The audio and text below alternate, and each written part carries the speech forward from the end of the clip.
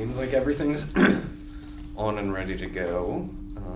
Just some formality pieces to begin, to make you aware that this isn't a private conversation and eventually will be made to the public.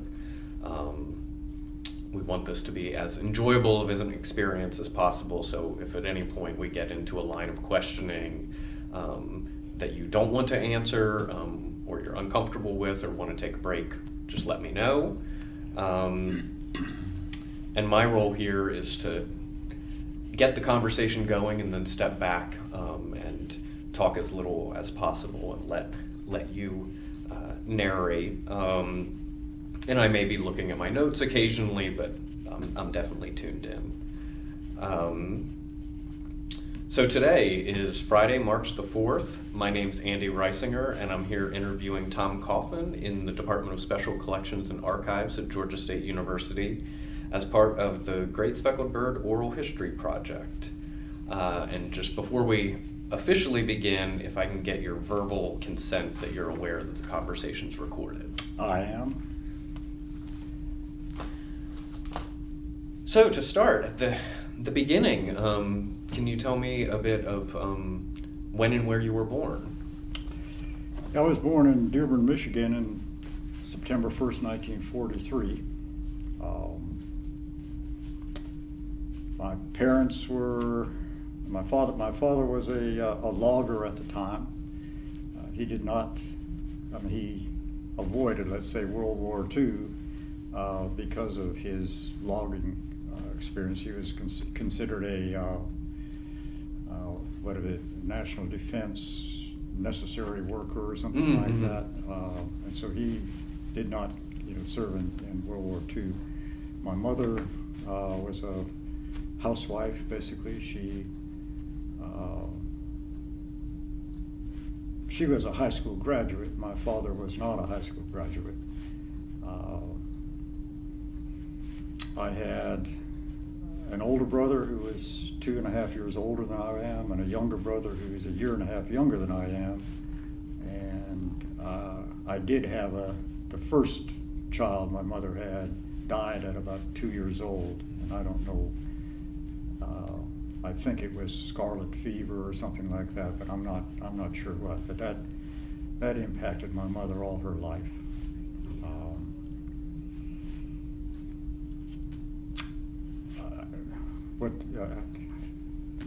What else do we need here? I could talk a little bit about my parents, a little bit. My mother was a first generation American. Her parents migrated here from Sweden, along with, I think, 5 of the 7 children that she had at that time. And then my mother was born here, and her younger brother was born here. My grandparents were both basically uneducated, immigrants from Sweden at the turn of the century. I think in 1903 they came here.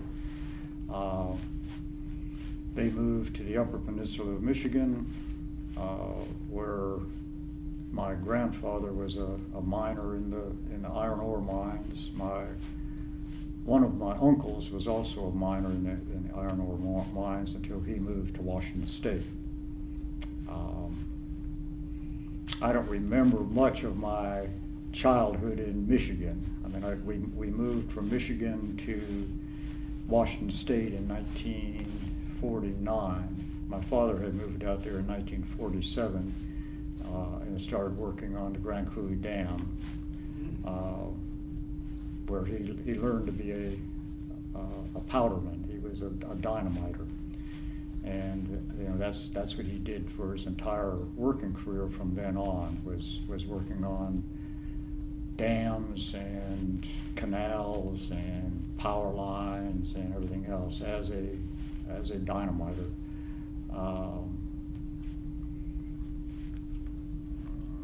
That's, my mother, never did work really. She stayed at home the whole time.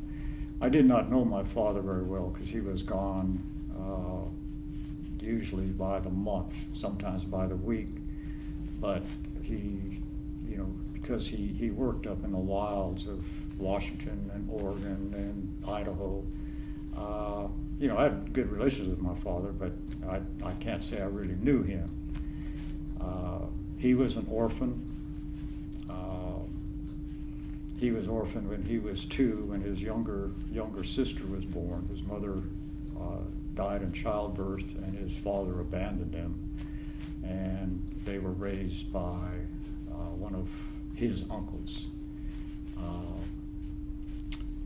He crossed into the United States, as I understand it. He never, he was a very silent man, so I didn't, most of the things I know about my father came from, my mother or other relatives. And Swedes are pretty taciturn. They don't talk a lot, so I don't have a whole lot of family history, particularly on my father's side. I had met his, the person that raised him, my Uncle Howard, or his Uncle Howard, one time, I believe, when I was probably 8 or 9 years old. But other than that, I don't know. My father, like I said, he first traveled to the United States. He rode the rails into the United States. He was an illegal immigrant from Canada, not from Mexico at this time. He did various odd jobs. He was where he became extremely strong, and he was an extremely physically strong man. And he talked at times about loading ice trucks, you with 200-pound chunks of ice on tongs, loading in all day long. And he was a very, very physically strong person.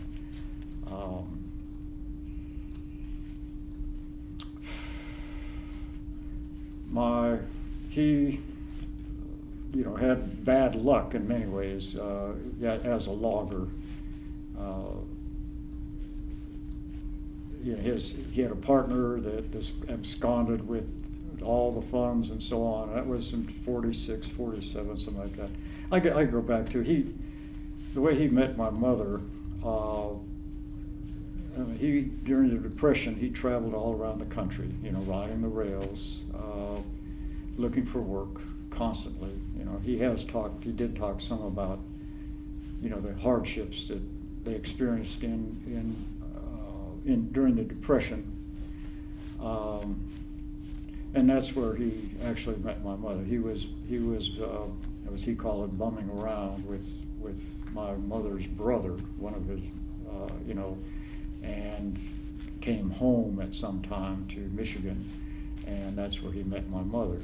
And I don't know, whatever, how they got married or whatever, but that was, very, very rough period. He had gone back to Canada. He rode the rails back into Canada and then came in legally. So he did become a legal resident and eventual citizen of the United States. I had my favorite uncle, my Uncle Johnny, had moved to Washington State and had become a construction worker, working on the dams and so on. And he got several people, other uncles moved out there to work on those projects, and then my father moved out there in 1947 and got a job through my uncle on the Grand Coulee Dam. We followed in 1949. A little bit about my uncle, because he was a major impact on my life. My Uncle Johnny was a radical. He was a wobbly. He spent time in prison for his wobbly activities. He was working in the timber fields in Washington at that time as a organizer and as a worker and something like all wobblies were. But he was a very astute individual, uneducated but very astute. Anyway, he convinced my father to move out there. We followed in 1949. We settled in a little town called Soap Lake, Washington, which is right in the heart of Washington State, in the desert of Washington State. And my father used that as a base. Basically, he would for many years he worked in Grand Coulee, which is about 50 miles away. And then he worked on canals and so on, and other dams on the Columbia River, the Snake River, throughout that era. So I grew up in this little town in Washington State. We were very poor, but I didn't really know it. There were times when we ate a lot of potatoes and salt pork, but we never went hungry. We didn't have a fancy house. We lived in basically a motor court thing that owned by my uncle. But I had a very almost idyllic childhood in some ways, because we were out in the desert, a little town of 1,500 people, and we lived on the outskirts of that town. So basically I grew up on my bicycle, traveling around.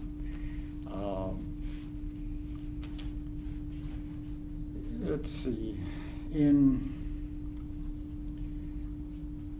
we stayed in Soap Lake through my freshman year in high school. And Soap Lake got a brand new high school just before my older brother was in the first class of that high school. So 2 years later, I entered that high school. I spent 1 year there before we moved. And it was a very interesting year. It was, Sputnik happened in 1967, and almost immediately, it was quite a dramatic shift that even I, as a very young person, recognized, and that was, the science lab suddenly became, they built an extra, science lab in that school.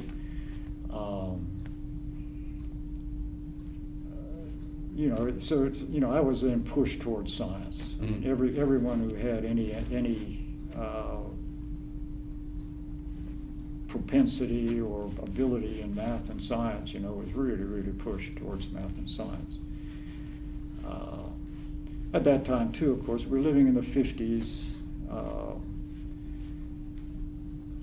I wasn't really aware of, kind of a stultifying atmosphere just because we lived in the desert. There was the nearest town was a town of maybe 5,000 people called Ephrata, which was 5 miles away. But it had one AM radio station. That's all we could get. We couldn't get TV. When we finally did, it was so snowy you could hardly see it in these transmission lines. So I can't say I was political or even politically aware at that time. Certainly not. We lived within, I guess, about 40 miles from, major Air Force base. Fairchild, I believe it's Fairchild Air Force Base. That was flying, the first B-52s. And they were constantly in the air going towards Russia. They'd turn back and come back and fly back and forth. There was a push there, for the junior or the Civil Air Patrol. I joined the Civil Air Patrol, probably 9 or 10 years old, something like that. And, we'd have one shift a week, and we'd sit on top of the fire station, a one-story building, but they had a little shack on the top. And we would sit there and scan the sky for Russian airplanes, just observe stuff. Why they did that, I have no idea. Just incredible. But nonetheless, they were, I guess, trying to get the populace involved.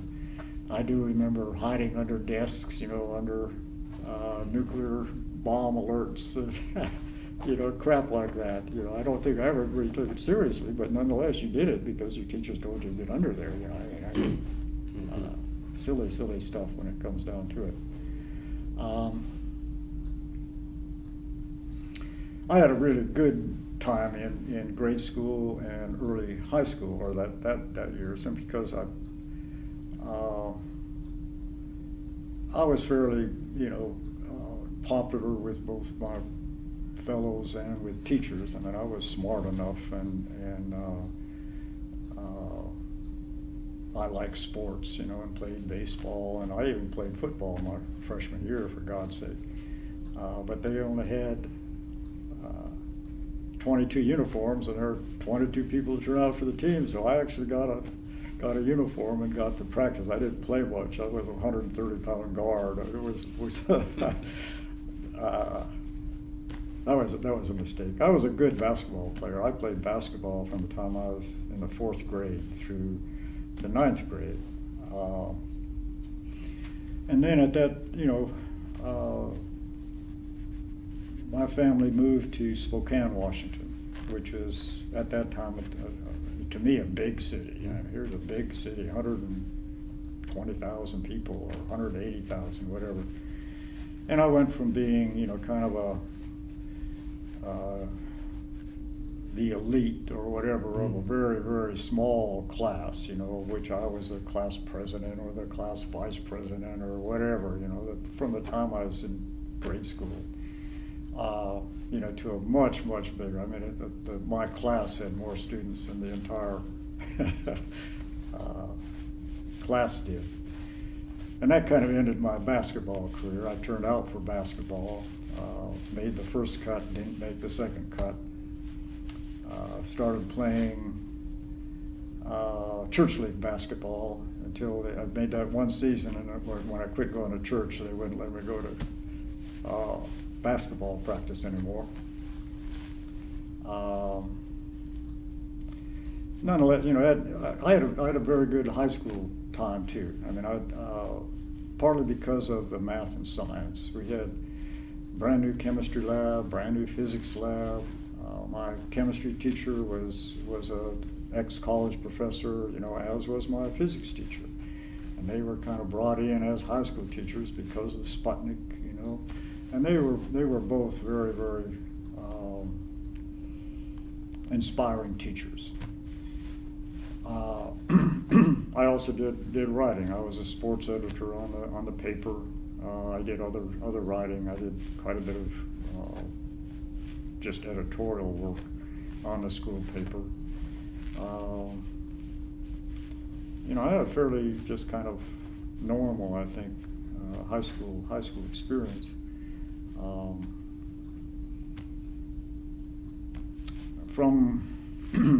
So when I graduated from high school in 1961,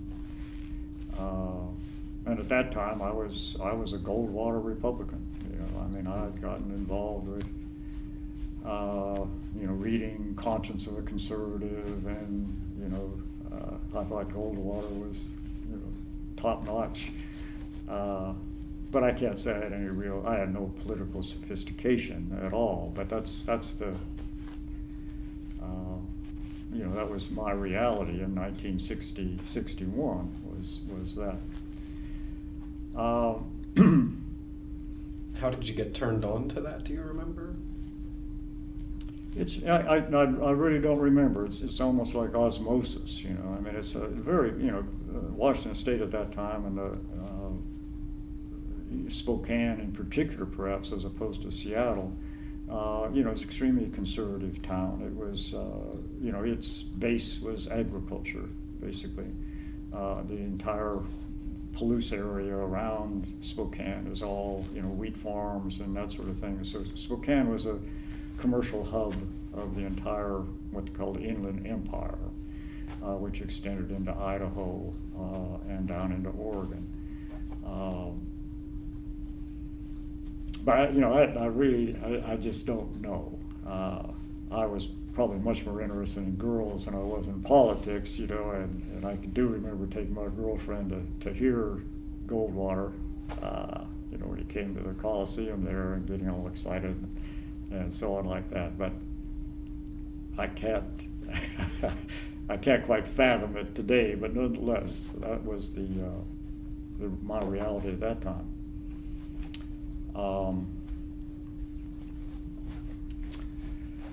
What else could I say about high school? It's interesting. I don't have any lasting friendships out of high school. Kind of interesting. And there are some people that I think about once in a while, and my best friend in high school, I went to the 50th high school anniversary in 2011, I guess, in Spokane. And I contacted my best friend at that time, hadn't talked to him in 50 years effectively. And, but I did find him and asked him if he would, meet at that thing. And he said, sure, he would be glad to. He hadn't been to anything either, but he didn't show. I did see a couple of other people that I'd met or knew at that time. But by and large, I did not know the people at the reunion either.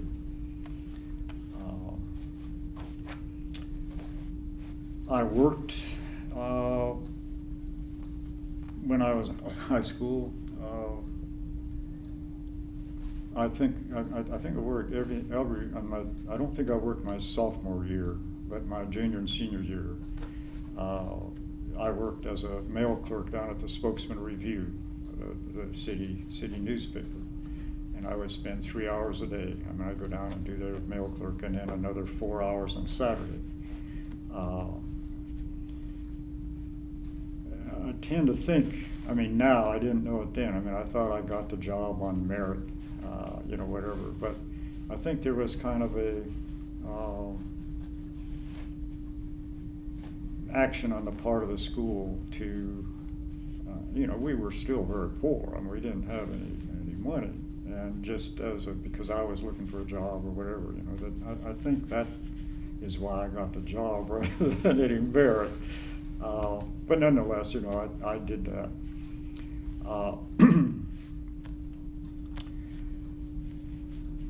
This summer after I graduated, I quit that job and went to work with my father. I worked construction on, as basically a dynamiter's helper. Carrying powder and stuff like that on construction sites. And once again, I was a 130-pound guard here, and after,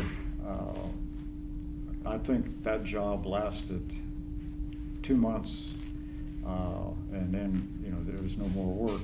And I went back to the Spokesman Review, and they took me on as full-time, just as a mail clerk and straightening up their files, and I think I just totally destroyed their files. And as I heard later, they could not find a thing after I got done with them, but that was their problem, not mine, I guess.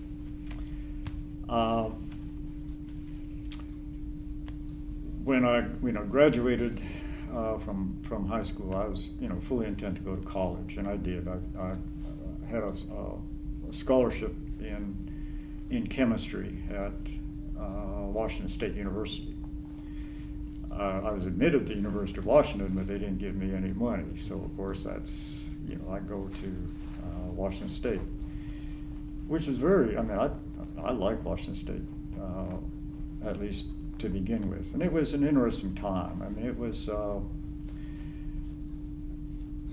Washington State at the time was building a building to house their first UNIVAC computer, I've probably got more computing power on my belt right now than that building, which is, 3 or 4 times the size of this room, filled with vacuum tubes and everything else, doing this, and it was a big deal. My graduation present, which I was so proud of, was a high-end bamboo slide rule, which I carried on my belt for 2 years in college. I couldn't even run a slide rule today, but that was my prized possession. You get 2 and sometimes 3-figure accuracy on that slide rule. And I was intent on being a scientist, and I love science, I love math. And so I went to Washington State as in that mode. Interestingly enough, though, the year that I went, Washington State instituted what they call an honors program. And I was invited to participate in the honors program, which gave us access to, basically the best professors in the school. And in particular, they had, the kind of liberal arts focus. I mean, there are a lot of us in science, but they also included a lot of liberal arts in that. And I had an incredible English professor at that time, an old man, you know, with bushy white hair and all this other stuff. But he was the smartest man I'd ever come across. I mean, I was just in awe of this guy. And I also had a anthropology professor who was also very, very astute, and I became he was very young. He had just basically graduated, he'd gotten his PhD, but he had graduated from Reed College in Portland, Oregon. And I'd become interested in a different school, a different kind of, you know, during this course of awakening, effectively, you know, mental awakening. Probably also pushed by my hitting the door in math and science. Mm-hmm. 2 doors.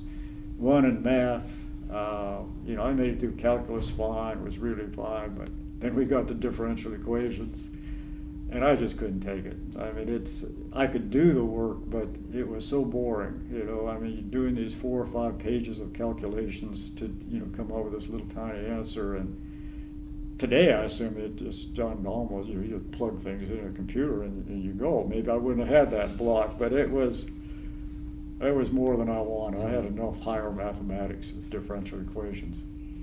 And in chemistry, I'd gone through inorganic chemistry very well, and halfway through the year in organic chemistry, I couldn't stand to go into the chemistry bit. I couldn't stand the smell. I mean, I'd get physically ill. You know, you go in there and God, I couldn't. Mm. Of course, I was breathing formaldehyde and God only knows what.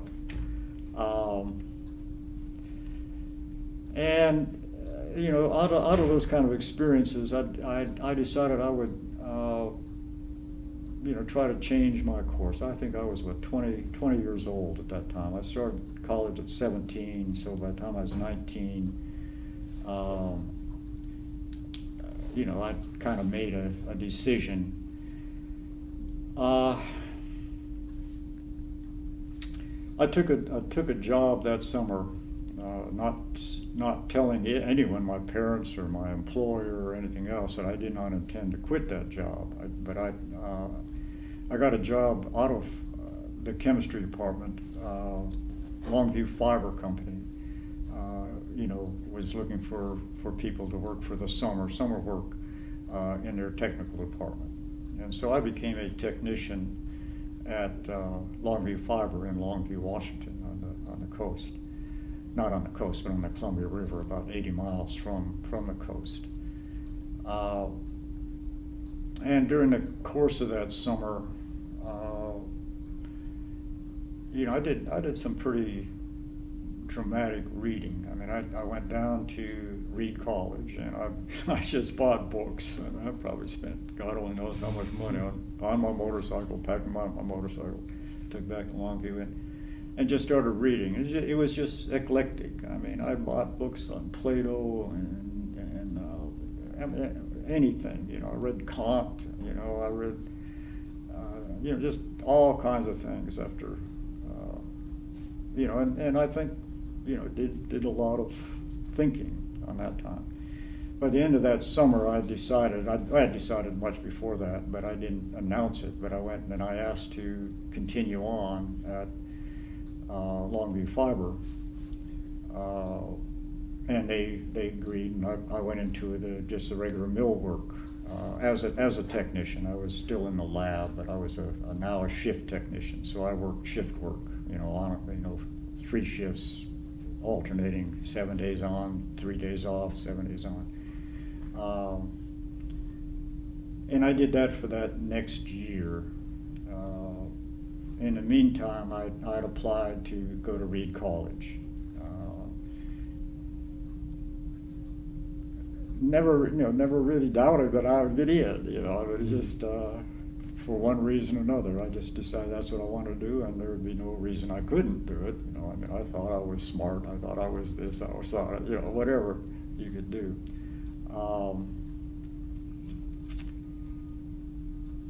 So that actually panned out. It's interesting. I was admitted to Reed College. Their practice on transfer students is they didn't give any financial help the first year. You had to pay your first year. From then on, basically they would help you all you want. And I was poor. I mean, there was no doubt. I worked during college too. I worked in a egg carton factory, and I would sweep that egg carton factory every night. I spent 3 hours a night doing that. I could get the job done in about an hour, and I spent 2 more hours studying. So it was a good job for me. I found out later.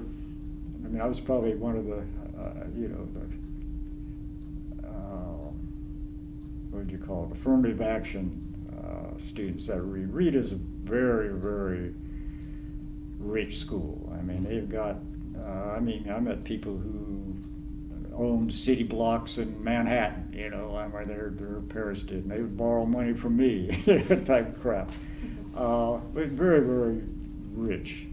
And after I graduated from Reed, my major professor, I'd seen him 2 or 3 times over the years, and several years after I graduated, I saw him and just talking, and I asked him, how did I get into Reed anyway? But this time I'm questioning, and he said it was in his word, he didn't use the word of affirmative action, but he said he was involved in the discussions, and they're picking their last entries into the thing, and they were looking at promising working class kids, and I guess I fit that bill. I was clearly working class, and maybe I had some promise, but I saw it again strictly on merit,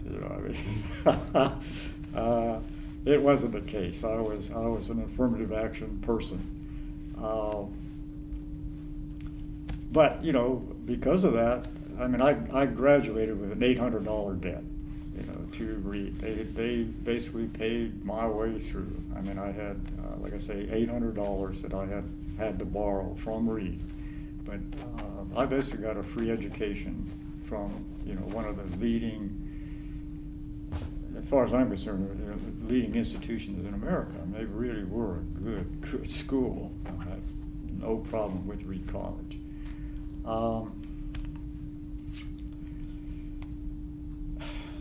During this time too, while I was doing all this reading, and studying before I went to Reed, I was a non-religious person. I went, as a child, I went to church, and I got pious and everything else up until the time I was about 12, and became confirmed in the Lutheran Church. And the day of my confirmation was the last time I went. I've never been in at least a church service since that time. But nonetheless, I had started, in my eclectic reading program, I'd come across a guy named Ammon Hennessy, who was a Catholic worker, or belonged to the Catholic Worker Party, and through him, reading his stuff, and he was a man who walked. He walked all over the United States with carrying signs for peace and nuclear disarmament, and just bearing witness. And he was a good writer too, and I really was affected by Ammon Hennessy, and from that, the Catholic Worker and Dorothy Day, and reading these people, A.J. Musty, other people in the kind of the pacifist left. And this, of course, Vietnam was heating up. The civil rights movement, was starting in. I wasn't too aware of it, living in Portland, Oregon, but nonetheless, osmosis comes through, and sometime in there, I can't remember if I was at Reed at the time or if it was before Reed. I think it was before I went to Reed. I applied for conscientious objection, under the draft, and was immediately classified 1A. Was immediately, sent to the draft board. I immediately refused induction. But I think I refused induction 3 times, once in Portland and twice in Atlanta. What was the repercussion of that? Actually, there was none. I mean, when they classified me as 1A, and I went all the way through college on a 1A, I did not have a student deferment. Meanwhile, the FBI did their investigations and da-da-da-da-da. And reading that report later, I discovered that, they couldn't prove that I wasn't. That my relatives, although, my conscious objection, split my family. I mean, basically I became a persona non grata within my family, and whatever. They thought that was a terrible thing. But nonetheless, in these FBI interviews, they kept saying, well, if he says he is, he probably is. He's never lied before, type thing, And that seemed to be a constant theme, and that they would come out there and da-da-da-da-da-da-da, Talking to you? Pardon? Talking to you? No, Mm-hmm. Talking to my employers, neighbors, friends, teachers. I mean, they did a pretty, thing. The only question in there was why I had, when I was in high school, I got a request from the Marine Corps to, apply for officers training, ROTC in the Marine Corps. And I made that application. I never followed up on it, but I had to, somehow or another, I can't remember how I explained that, made that application. But I wasn't a pacifist at that time either.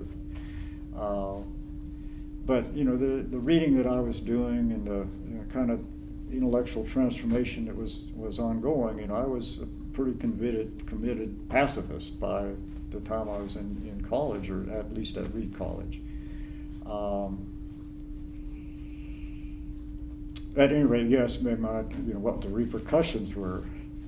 Ultimately, I was classified 1O as a conscientious objector. I was I believe I found out I was one of 7 people during the Vietnam War that were classified as CO under what was called the Seeger decision. Mike Seeger, Pete Seeger's brother, had taken this case to the Supreme Court that if you have a philosophical belief that acts in the same way, on your actions and your beliefs as religion,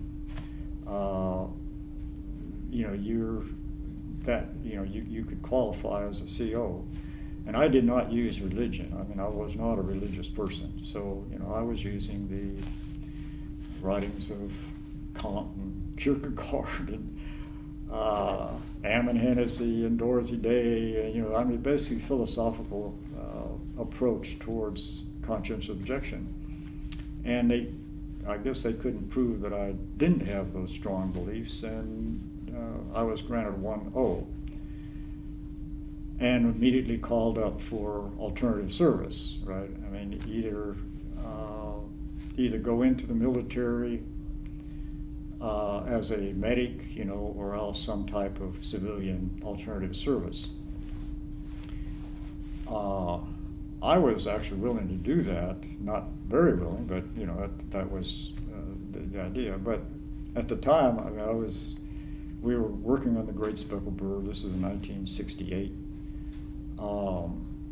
I was doing draft counseling through AWIN, which is Atlanta Workshop on Nonviolence, and so I knew the draft law fairly well.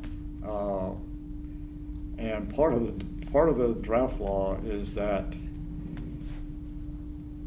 if you had not had a student deferment or any deferment, during that course of time, whatever, 1963 through that time or whatever, you fell under the previous law. Well, part of the previous law was the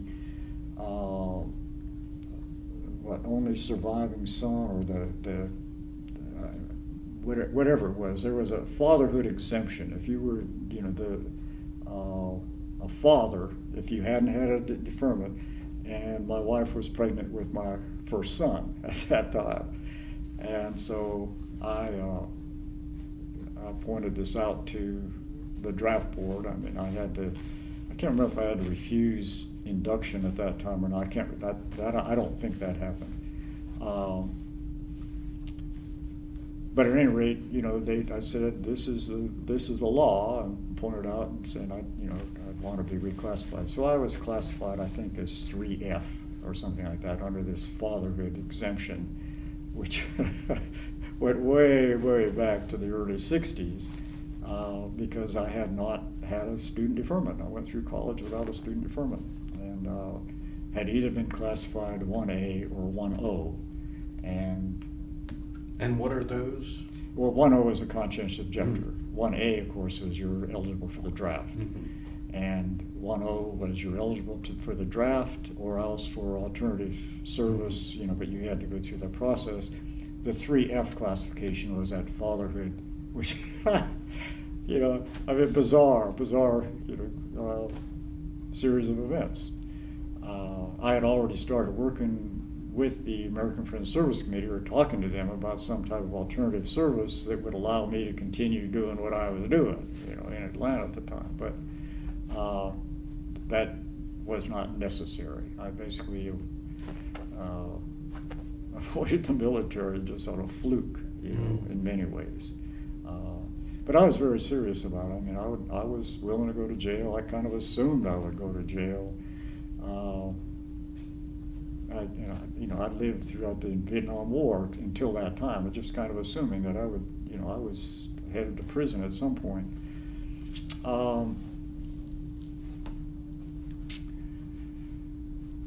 But that's, we skip a bit here, I guess.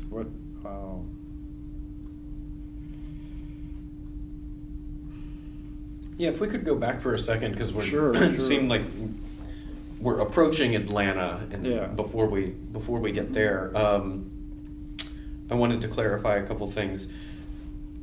So you mentioned your eclectic reading course, and really how that sort of brings you into new ways of thinking. And you had also mentioned the influence of your Uncle Johnny. Can you talk a little bit more of specifically how he influenced you in terms of ideas, or a way of understanding the world, living in the world? Well, a lot of that influence probably I liked being with my Uncle Johnny. He was the only one of my relatives that really took an interest in me and my two brothers, basically. He took us fishing, and we spent time in Idaho and Montana. He had an old 1929 truck, that he had outfitted as a camper, and it was a very exciting time to be with him. And I can't remember any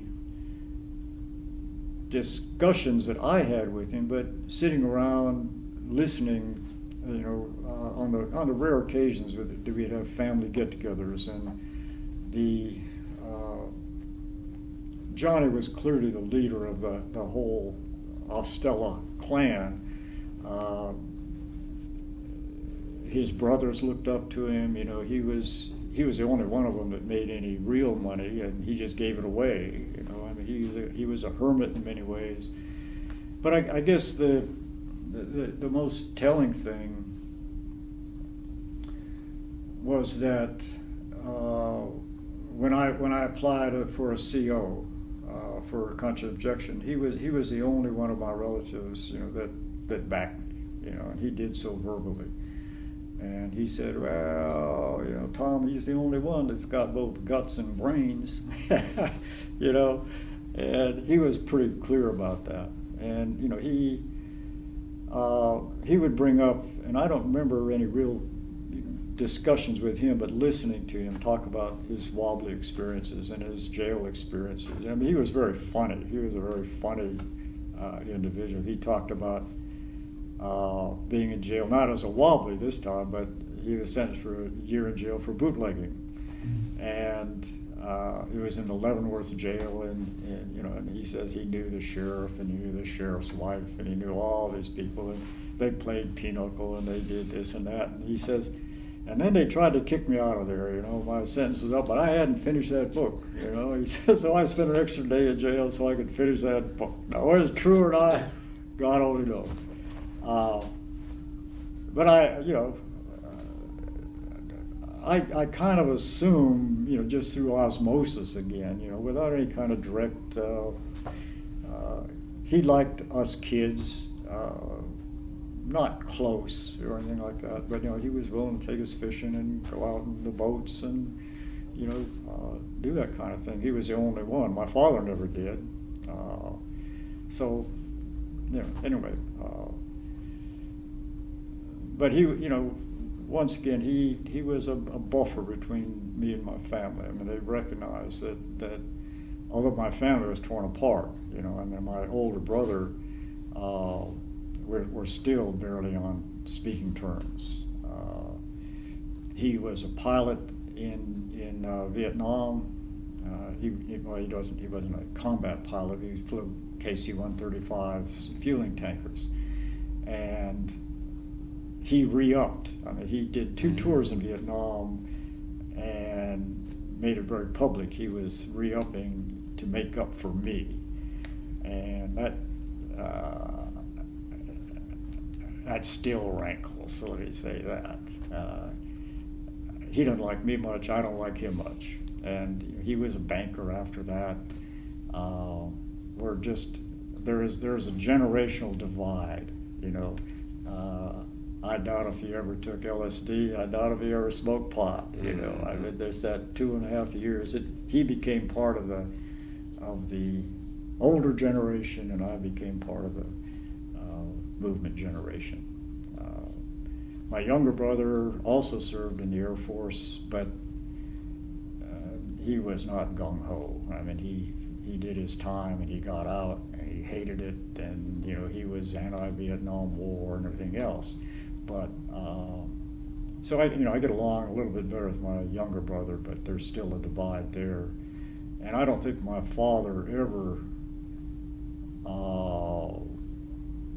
got over my being a CO and not going in the military. My mother did, but not my father. So I guess maybe that there was less influence as just a sense of solidarity, you know. And I read extensively about the Wobblies, you know, because of my uncle. I mean, I wanted to know about, you know, his past. But I could say also in there, you know, with my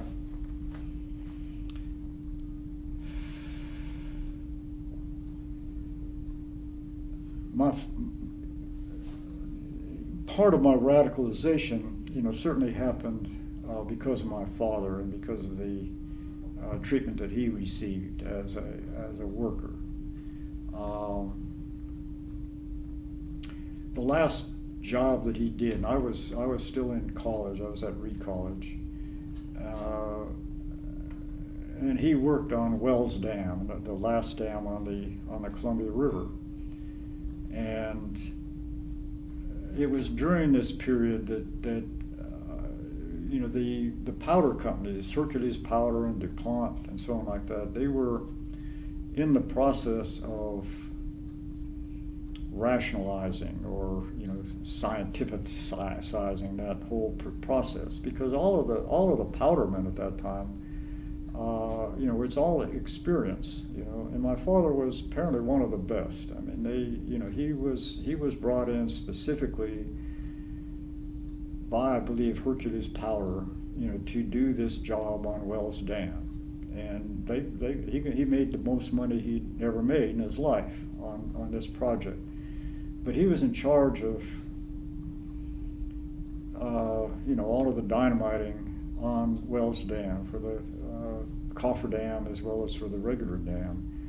And they were also experimenting with a new technique of creating shear walls with dynamite.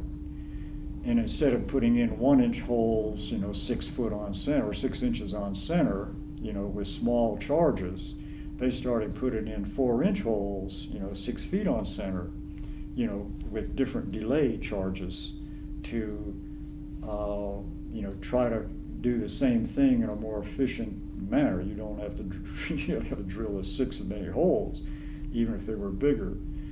And my father had, without any, he did not graduate from high school. He was barely literate, but he somehow had developed a sense or feel for dynamite and for what it does and for how you set delay charges, because all these things are millisecond delays, but they, you put a charge down in, and then according to the dynamite cap you're using, you have a millisecond, 2 millisecond, 3 millisecond delays so that you can, control the blast.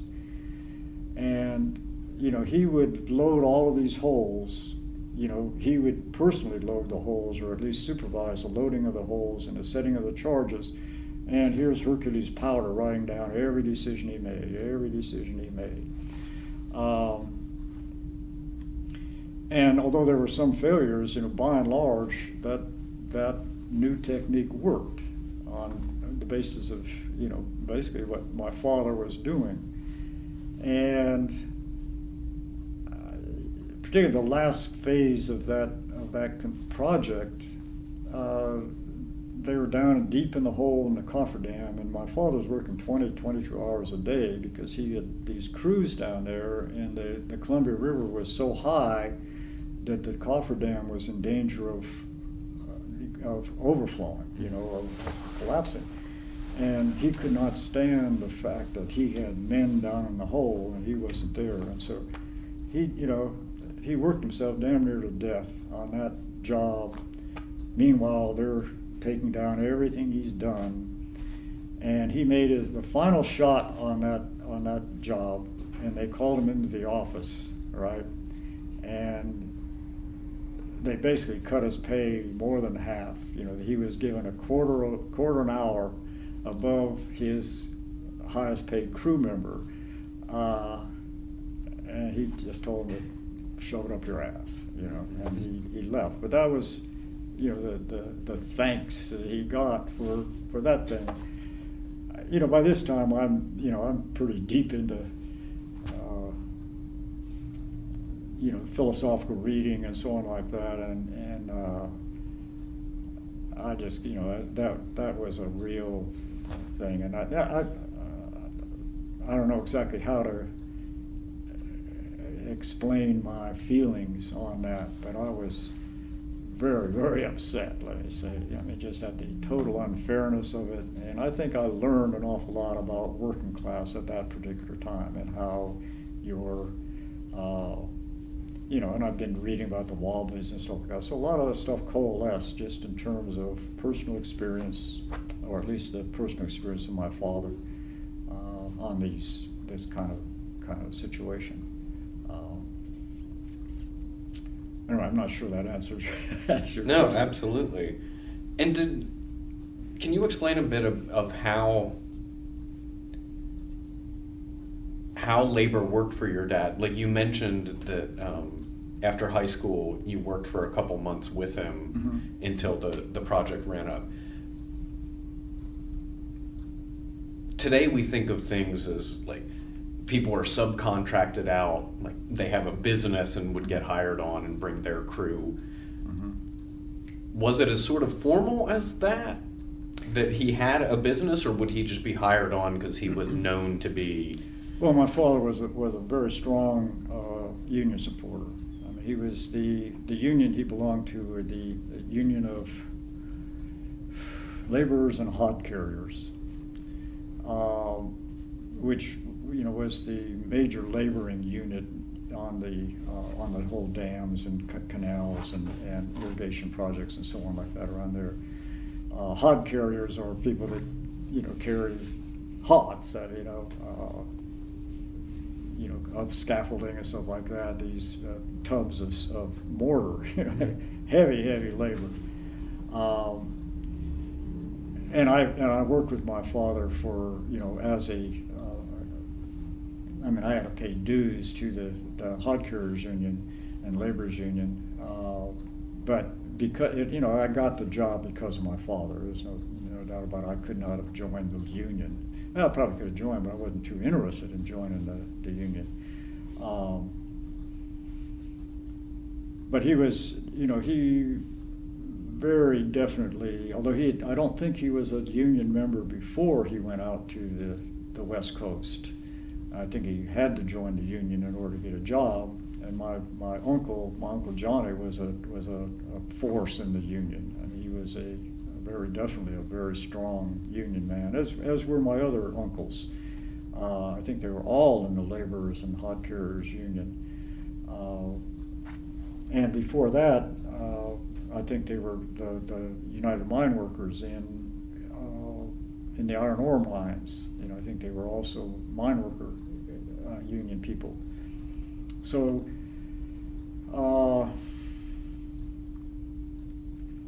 my father, got his jobs basically, through the union. I mean, it was a hiring hall, situation. He would be out of work sometimes, by the month, but he would eventually be called back. I mean, it's a very rocky situation. That was the only time I really saw my father, was when he was out of work. Mm-hmm. And even then I didn't see much, because he was so restless. He would go out and he'd walk all day long. I mean, because he couldn't stand to sit. And so he'd leave in the morning. But at the same time I got on my bike, he would start walking. So at any rate, I did grow up in a union household, and my father, who very, very taciturn, he did not speak very much at all, but he just would not tolerate any non-union or anti-union stuff. I mean, my mother oftentimes would come up with some kind of anti-union, what the union's doing for you and so like that. He'd just shut her up. No, I don't want to hear that. I don't want to hear that. The union is what, I get my jobs through the union. They protect my job. The only reason we're alive is because of the union. So although he was never, I don't think, an active union member, other than that he was an active supporter. My uncle Johnny was an active union member, and oftentimes an officer in the locals. But my father was not. You had also mentioned that when you were at Washington State, these two professors, an English professor and an anthropology professor, mm-hmm. that I also had some very good physics and chemistry professors. Mm-hmm. I mean, it was my lack, let's say, that not their lack. Right. My lack, yeah. But these two were specifically influential. Yeah. Do you recall their names? Oof. Well, I wish I did. I probably could if I thought about it long enough, but I do not recall their names. Okay, if it does come, we can put it in the transcript later on. I just thought it'd be nice to identify them. Yeah. And then also just to clarify, what years did you transfer and then attend Reed? Let's see, I left, I was at Washington State 61 to 63, and then I spent a year and a half at Longview, so it'd be 64, 63, 64. So I think I entered Reed in the fall of 64. Mm-hmm. I graduated in May of 67, and I spent 3 years at Reed, so that would have been right. The fall of 64. I also joined the union. Of course, I had to join the union at Longview Fiber. You know, I was in the name has changed now, but it was something the Pulp Mill and Paper Workers Union or something like that I was a member of. I was not an active member of, but I was, you know, I was a union member there. Mm-hmm. So then you had mentioned, had been talking about Reed and draft deferments and refusing induction, and then all of a sudden we were in Atlanta. How did you come to Atlanta? Well, I could talk a little bit more about Reed first, in the sense that you know, I did get my first taste of you know, activism, political activism at Reed. I can remember Paul Potter coming to Reed in 1965, you know, when SDS, the Port Huron statement had come out and so on like that. And SDS travelers were going around the country, you know, so I did not become involved in SDS, but I became involved in the demonstrations, the anti-war demonstrations and so on, the anti-war organizing in Portland. So the first time I was arrested for anti-war activity was probably 65 or 66 at a anti-war demonstration in Portland. I think against Hubert Humphrey. I'm not sure. I can't remember what it was, but Reed, of course, was on the radical left circuit. You know, Berkeley, the free speech movement, you know, impacted Reed and the University of Washington. There was kind of like a constant travel between Berkeley, Reed, and the University of Washington, it seemed. You know, this not just politics, but drugs. I mean, were you know, this kind of pathway. I also took LSD at Reed. I hadn't taken LSD before that. You know, I'd smoked dope before that, but that was in Longview. I mean, I was 20 years old and managed to get a hold of some marijuana, you know, and I think it changed my life. I mean, frankly, it's in my family. There's a history of alcoholism on the male side, and you know, even at 20, I was too young to drink, but I certainly got drunk, you know. Mm-hmm. And I don't think I ever got really drunk after I started smoking dope. I mean, mm-hmm. I may be an addictive personality, but it wasn't a really destructive drug like alcohol. How did you discover that? Pardon? How did you discover that? The dope or the addictive personality? Or the dope and just to have the curiosity or to come into contact and make the decision or sort of unconscious decision of, yeah, why not? That's an interesting question. I don't know if I could even answer it. I do remember, I can't remember how I got the dope the first, you know, and it was probably just junk. I mean, compared to what they got today, I'll tell you. Mm-hmm. But I was living at the time above the theater in Longview, Washington. They had, you know, the theater was on the ground floor, and then they had 2 stories of apartments, these little dinky-ass, ratty-ass apartments. And that's where I smoked my first joint, you know, hanging my head out the window and inhaling this stuff and, you know, seeing this wonderful world come alive, as well as the paranoia that went with it. You know, I mean, it was, of quite an experience. But I don't remember how I got it. I was probably drunk at the time, and someone gave me a joint. That's the way it went. I was riding motorcycles at the time, and I knew other people on motorcycles, and of course I was seeing as many women as I could see and partying, and everything. I was 20 years old, but I have no idea if it. Someone might put it in my pocket for all I know. I found it. At any rate, that's. But LSD was a different thing. I took LSD very consciously. I mean, I knew what I was doing, or I thought I knew what I was doing. Found out I didn't. But I probably took LSD 3-4 times while I was in college.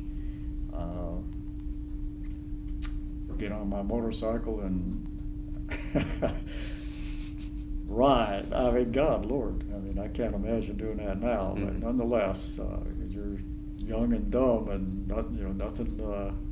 And it was marvelous. It was marvelous. I mean, it just that was a big impact too. And I think LSD and the draft and the burgeoning anti-war movement, and on the West Coast. Meanwhile, of course, in the South, the civil rights movement was getting very, very strong. And I can remember in one anti-war demonstration in downtown Portland, and they were often shouting matches. There would be 100 of us and 50 of them, or vice versa, and there'd be these kind of shouting matches. And I can just remember one guy getting in my face and saying, "Yeah, if you were in the South, you'd probably one of them nigger, or be one of those nigger lovers, behind King, or something like that." And frankly, I was a little bit shocked. I mean, I didn't, I hadn't connected the, I mean, I'd read about the civil rights stuff going on, but then I thought, well, he's probably right. I mean, I probably would be. And so I kind of had this introduction to the civil rights movement through the anti-war movement, and I was simply a foot soldier. I mean, I was not a leader of any kind at that time. I was engrossed in study. I mean, I just loved to study at Reed. That's probably why I managed to get through. What were you majoring in? In English. But I went in and in literature. It was a choice between literature and philosophy, and I got more out of literature than philosophy. So that's where I went. I always liked to write, so I was kind of a natural place. And then I started reading all kinds of novels at that time too, as well as the heavier stuff. And I got heavily involved in Faulkner. I wrote we had to write theses at graduate or senior theses, and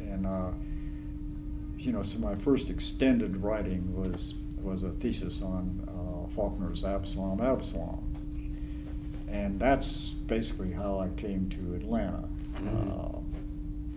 When I graduated from Reed in 1967, I had met my wife, Stephanie, on January 1st of 1967 at a New Year's Eve party. And,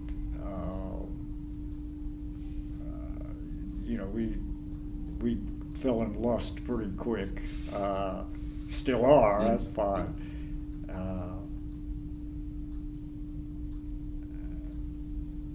And, meanwhile, I was applying for graduate school, and I wanted to get as far away from the West Coast as I could get. I mean, just because I had not been away from the West Coast. And so I applied at the University of Pennsylvania and at Emory University and some other one, Syracuse, something like that. And Emory, once again, gave me the most money. And I was also most interested in Emory because I had this idea in the back of my head I would become the next Faulknerian, right? I'd be and Emory had a guy named Watson, who was a Faulknerian, the leading Faulknerian. He and I didn't get along at all, but nonetheless, I'm sure I was at fault in that, simply because I was probably I had such an exaggerated sense of my own worth at that particular time. You know, I'm a college graduate and everything. So anyway, you know, Emory gave me money for graduate school. Pennsylvania didn't. The other schools didn't. So of course we came to Atlanta. On the, you know, my wife and I got married on the way across. You know, we got a marriage license in Coeur d'Alene, Idaho, because there was no waiting period in Idaho. There was in Washington. And we were in a hurry to get to New York City. We were going to spend the summer in New York City, 1967, you know. So we got a wedding license in Coeur d'Alene, Idaho, but it was right at noon, and all the wedding chapels, which were a bunch of them in Coeur d'Alene, you know, had closed for lunch. And we were in a hurry, so we said, well, there'll be something else out of here. So we head out, and the last town on the east side of Idaho is Kellogg, Idaho, you know, this old mining town. And there was nothing in between either, right? So we stop in Kellogg and go to the police station and ask if there's a JP that could marry us. Oh, yeah, we got someone here. So they ride up, you know, get someone together. And I can remember I'm wearing this old leather jacket I had with this big resist button on it, you know. It said, resist what? I resist the goddamn war. I mean, resist whatever is going on. It's crazy. And so we got married with this JP in the police station of Kellogg, Idaho. Had no money whatsoever, you know, and the deputy that had stood up for me, you know, he keeps putting out his hand, and I keep shaking his hand. I said, and I hear one of them muttering, that asshole is going to spend his wedding night in jail, you know, or something like that. So we go out, and I bought this a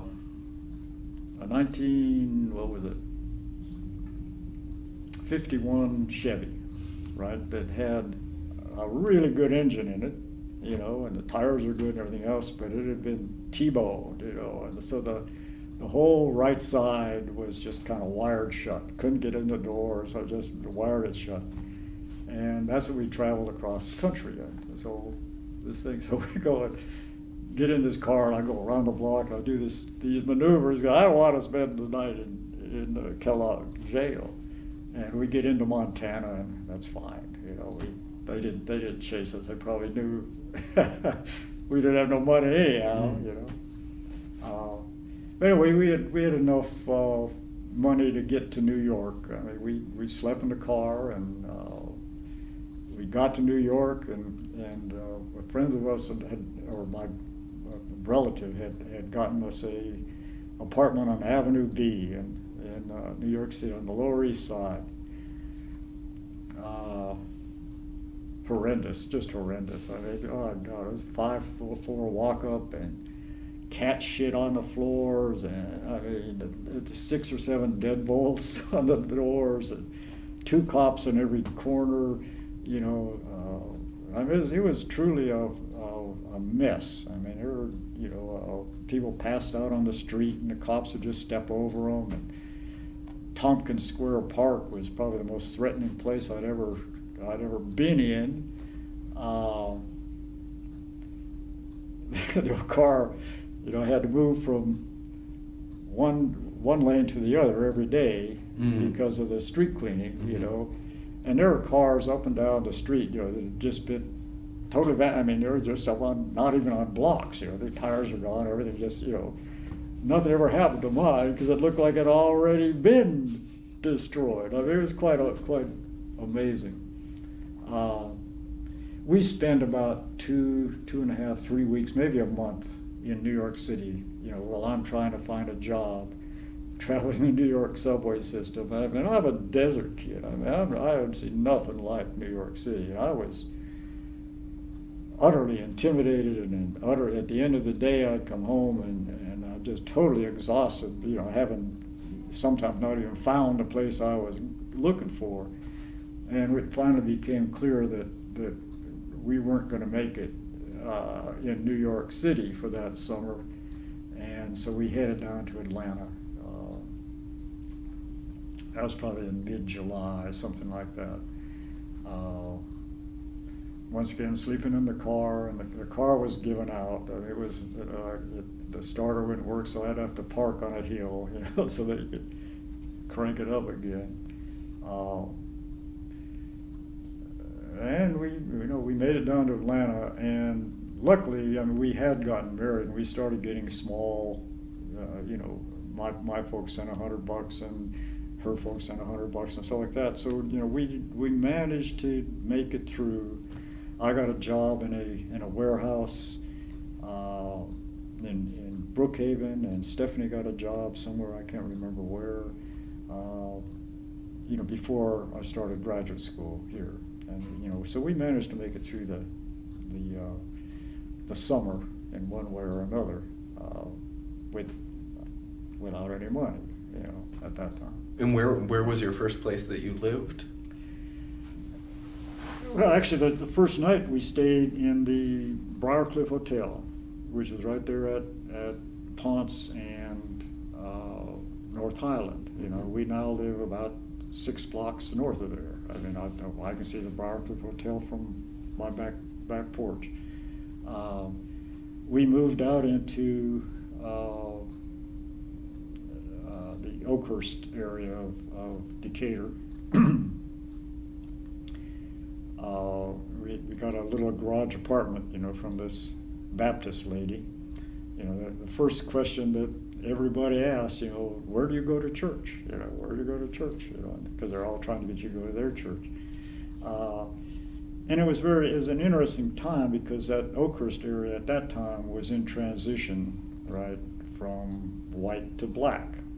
Just the exact opposite of what it is now. Now it's black to white in that same area. That little house is still there. I don't know who owns it now, but there is just a plethora of for sale signs. As that transition was going on at that time. And we stayed there. We started school. I started school at that. We lived there for, I can't remember how long. Probably we started the Bird. We lived in that little place. Never went to nobody's church, but my son moved out there. He bought a house out there, probably 3 blocks away from where we started. And anyway, during that time, it was an interesting time, of course, in Atlanta. 1967.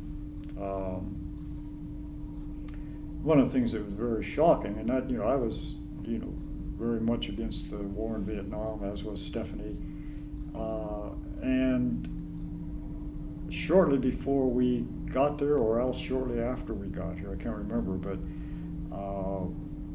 Lester Maddox was governor, and they used the archives building, that white thing, as a screen for Affirmation Vietnam. They put these big things up there, back the war, back our troops, these big letters and stuff like that. And as far as we could tell, the only Vietnam War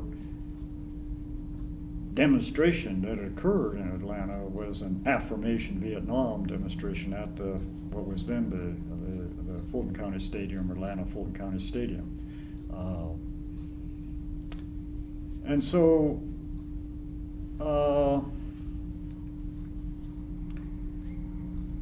just, for whatever reason, we decided that we would try to organize, some anti-war stuff at Emory University. And so on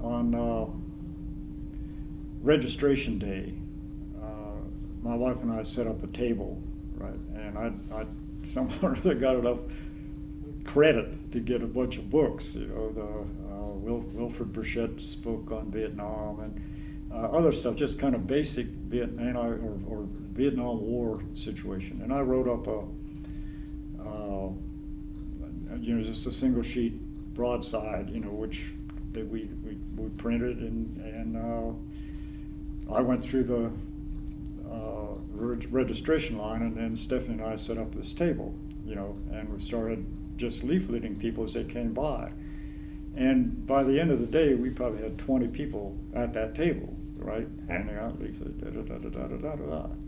So there was interest, and that's also how we were introduced to the student left in Atlanta, because of course they were the ones who were coming around, and we met people from SOC. We'd never heard of SOC, the Southern Student Organizing Committee. Some of the people that we met, or that became part of the Bird, of course, we met at that time, and we formed a group on that day, and we decided we'd put out we'd do a weekly demonstration, and we put out a weekly broadsheet, which are called the Emory Herald Tribune. And I did most of the writing on that, and some people would just do, but it's just basic what's going on in Vietnam, and why we should be against that. And we set up a weekly vigil out in front of Cox Hall, the eating, the dining hall there at noon for 1 hour. I think every Wednesday or Thursday or whenever it was, and we started publicizing that. And within a very short time, certainly by the end of that semester, we had 300 or 400 people, just doing this silent vigil that people had to come through, with anti-Vietnam War signs and stuff like that. I continued to write that Emory Herald Tribune, which is printed on a 8.5 by 14, just legal size paper. That was mimeographed, hand-cracked mimeograph. And then we met a guy named George Blau, who had a small printing press in his basement, and he was a religious pacifist or something like that, and he offered his printing press for this thing. And so meanwhile, we've gotten some other people, Steve Abbott, who was a cartoonist, and other people, Ted Brodick, who wanted to write. I can't remember who all was, but we changed that format into a small booklet, right? He had a folder too, and so we had, I think there were probably 12 sheets. You open them up. And we called it the Big American Review, right? With multiple contributors, not just me. And we printed that every week, but I think we put out 6 issues or something like that. And are these all mainly Emory folks? Yeah, it was all Emory people. In the meantime, people like Gene Guerrero had shown up. Gene was a graduate of Emory, and he was here to refuse induction. He was going to be inducted here too. And so we did a support march for him, at the induction center, the draft board. And that was kind of, I think, the first action that we did as a group, was to support Gene. And where was the induction center? Pardon? Where was the induction center at that time? It's basically Ponce City Market, right? Right next to Ponce City Market. That was the Sears building at that time, but right next to, just under the viaduct, there's still there. Ford Factory Square, I think they call it now, although where the draft board, at least the entrance was, I think it's just boarded up. I don't think there's any entrance there anymore, but the building still exists. That's also, that's where I refused induction a couple times in that building. but anyway, you're getting into that whole period of the start of the bird. How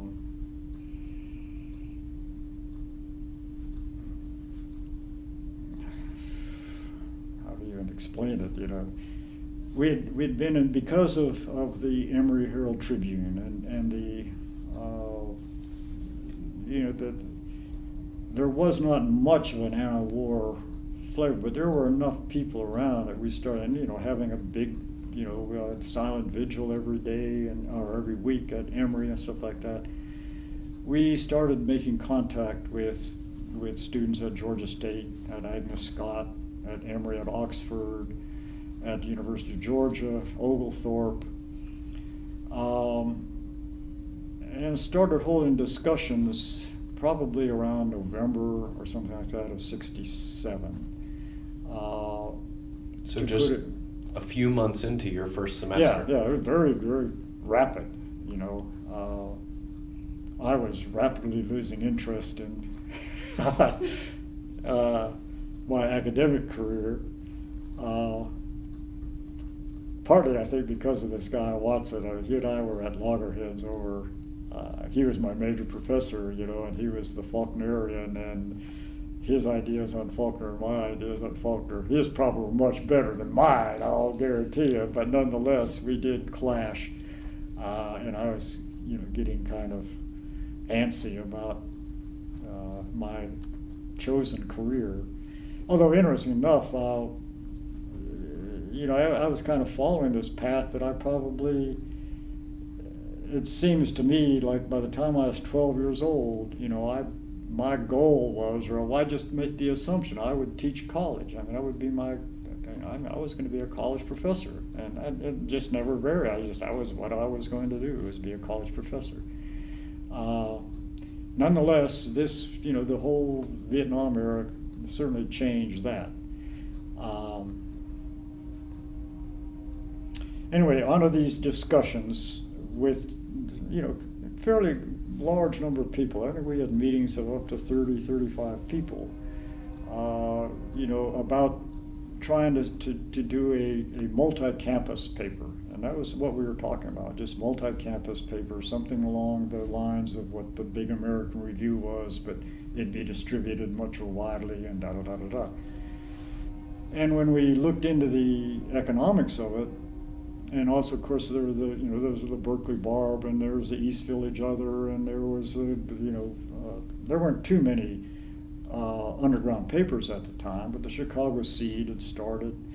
There were probably 5 or 6, fairly large alternative newspapers, underground newspapers we called them, existent, and we were aware of them, and stuff like that. And we looked into the economics of the paper, and we decided, hey, we could do just a regular paper, right? A weekly paper or bi-weekly as we started out, for the same cost, basically, and use offset printing and not this little format and so on like that. And so we began, these meetings transformed from this idea of a multi-campus paper, into a little bit more serious discussion about a full paper. So after one semester at Emory, I gave up I had a national defense. What the National Defense Scholarship, I can't remember, it was something national defense anyhow, that I was, the fellowship that I had. And much against, I had my major professor, said, no, don't do that, don't give it up, you can do both, type thing, we won't hold you to, actually I was told, you could skip on some of your classes and still do this. But I said, no, I ain't going to do that, So I left Emory. How had their administration, was there a response from the administration when you all started leafleting your broadsides and having your vigil weekly vigils? I don't think there's any official response. I mean, we got a lot of negative, catcalls, particularly at the beginning, but it got pretty big pretty soon. I don't recall any real response from the administration per se. Later on, I mean, after we had started the bird, and we were getting a lot more serious about our anti-war activity, I was on campus for some demonstration and had made a speech of some kind, talking about this thing, and made the comment of something about, burn the goddamn thing, about the American flag. We said, burn the goddamn thing, and so I was banned from campus forever by the administration for making un-American comments, I guess. It was a ban that I ignored completely, but nonetheless, that was that kind of situation. Emory was a different animal than Reed, certainly. I mean, Emory was at the time. Now it's a totally different animal. I mean, now Emory is unrecognizable compared to it's probably 4 or 5 times the size it was in 1967. The buildings around the quad at Emory was basically all they had, and then Cox Hall and maybe a few residential halls, but all that. It was a small southern university with pretensions. I mean, we're the Harvard of the South. It was very slow moving. The classes were, I felt, on the level of high school. Of course, I was coming from Reed, and this intellectual ferment at Reed, where you were really Reed has all seminars, and you came into these seminars, and sometimes the professor wouldn't even say a word. I had one guy just sit there and he'd tamp his pipe, until someone would start the discussion, and sometimes would never enter into it, sometimes would. But, you were under tremendous pressure there, and peer pressure, that you did not come to class if you were not prepared, and you suffered pretty serious intellectual verbal abuse if you weren't prepared. So Emory was a different, it was, I'd come to class prepared, and it seemed like nobody else was prepared. They weren't prepared to discuss the material. There were not many discussions of material. It was mostly top down. And that's probably why I didn't get along with Watson, because I argued. And I don't think he was used to that. You sit there and you write down whatever they're saying. So I was not enamored by graduate school by any means by the time we left. So anyway, once our discussions became fairly serious. We had probably been discussing this plan, for about a month and a half, something, and that's not a very long time. And he started to just start moving ahead with it, and finding out printers and figuring out how we were going to do it, the logistics, and planning the first issue. In the meantime, we're meeting at least once a week, and these are meetings of up to 30 people. And most of the same people that were involved in the earlier discussion, although there were some older people who also got involved, and non-students. One fellow who was fairly instrumental because he offered his living room. We were meeting in his living room, and his name was Harry something or other. And he was an old anarchist who had a lifelong dream. And by old, I mean he was in his 60s at the time, and everybody else there in their 20s, and he had this lifelong dream of putting out a paper, which he had a lifelong dream of calling the penny press. And he had a press sitting in his living room, his old, little press, and he was and he was kind of instrumental in, you know, just kind of, we can do it, we can do it, we can do it. Where'd you all meet him? Pardon? Where'd you all meet him? It was over in, I don't know where we met him. I do not know, you know, but somehow or another, and in fact, a lot of that stuff is real hazy, because if things were moving fast and there were people coming in, people leaving, you know, it was a mishmash. But we started meeting in Harry's living room as a convenient place. Where was it? It was in Midtown, just I think on Penn Avenue.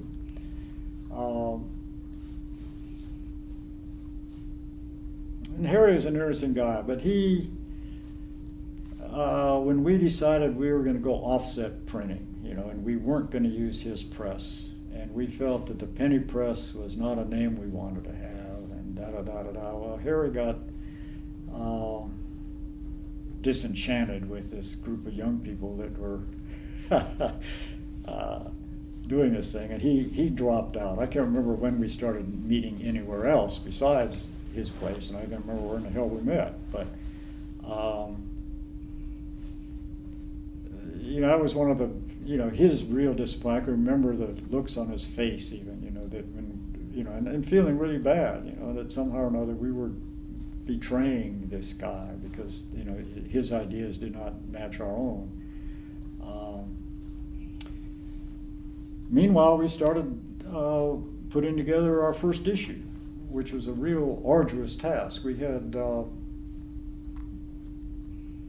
we were typing on several different typewriters, and there were typewriters at that time. We had one Selectric, you know, these balls, you know, that,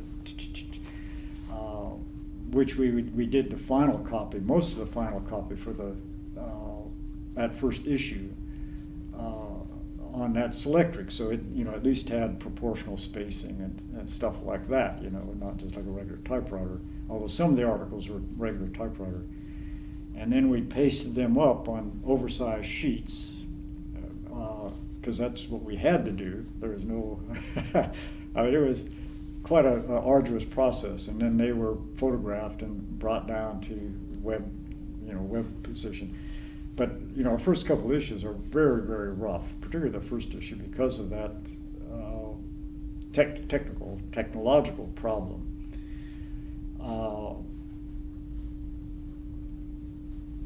I think by the third or fourth issue, this is a time when hot type was being phased out, even at the Journal-Constitution. The Journal-Constitution was going to cold type at that time with the IBM had come out with the IBM Composer, the first cold type offset, you know, printing type, you know, machine. What's the difference between hot type and cold type? I guess the difference was that's where you had, I mean, it too was much like a Selectric. The Selectric, however, did not have proportional spacing, did not have the, you know, proper leading for, you know, the P is a different letter than the M, you know, different leading, you know, so whereas on a regular typewriter, you know, everything is, you know, no matter, every letter takes up the same amount of space, and there's no possibility of different leading. The Journal-Constitution, using the IBM Composer, as well as other, you know, it's kind of early computer type stuff, they had automated a lot of their production facilities. Of course, they laid off all their typesetters, and, you know, that was old technology. You know, there was transitional technology at that time. We had somehow met a salesman from IBM who offered us a deal on just the Composer itself, right? I mean, it was a lease arrangement, but it was affordable. We could do it, and then we got high quality, you know, using IBM paper. These, you know, very, very high gloss paper, along with this fancy Composer, and so we became relatively technologically advanced very early. We did not have to send out copy to typesetters. or use very inferior typesetting equipment like IBM Selectrics. We had to buy several of the balls, for italics and stuff like that. And anytime you wanted to do italics, you had to change the ball, that sort of thing. But that was our kind of major expense. We got a very good deal, as I recall, on the lease of the composer itself, because IBM was trying to get these machines out. And so, and we weren't exactly a big customer, but they were glad to, at least this one salesman was glad to help us out a little bit. That was one technological, advance. That was pre-computer. We didn't have computers. This is 1967. We're putting this out. At any rate, once we made the decision to publish, first issue, we got very, very serious. Other people had joined the staff.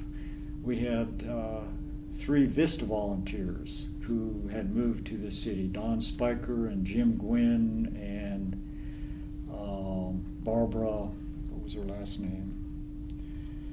I know her as Barbara Spiker now because they soon got married. But they particularly Jim and Don, became writers. Jim had just graduated from the University of Mississippi, and I think Don came from Pittsburgh or something like that. They were college graduates. We had met, some college professors at Morehouse.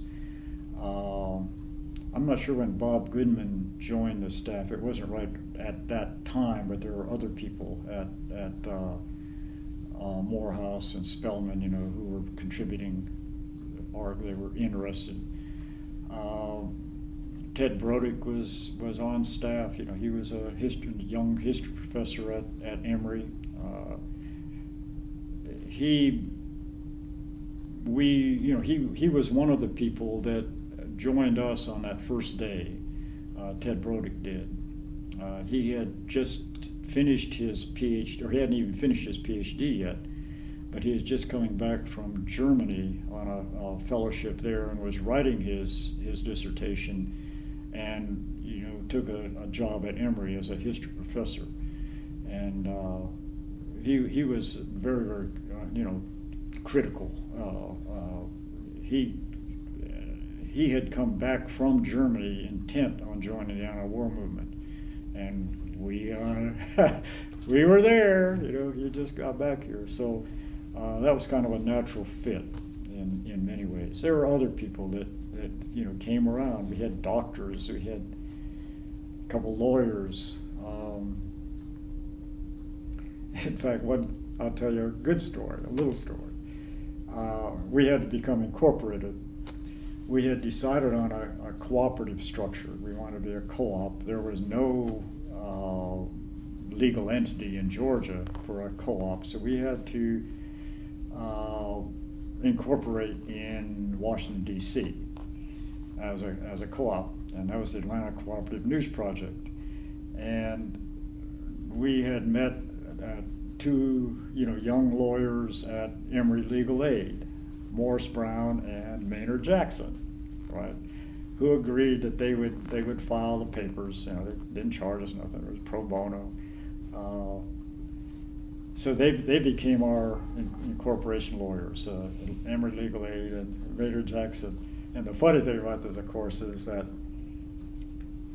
shortly after we started publishing, probably within 2 or 3 issues, Maynard gave me a call, and asked if he could come and talk. And sure, it'd be great.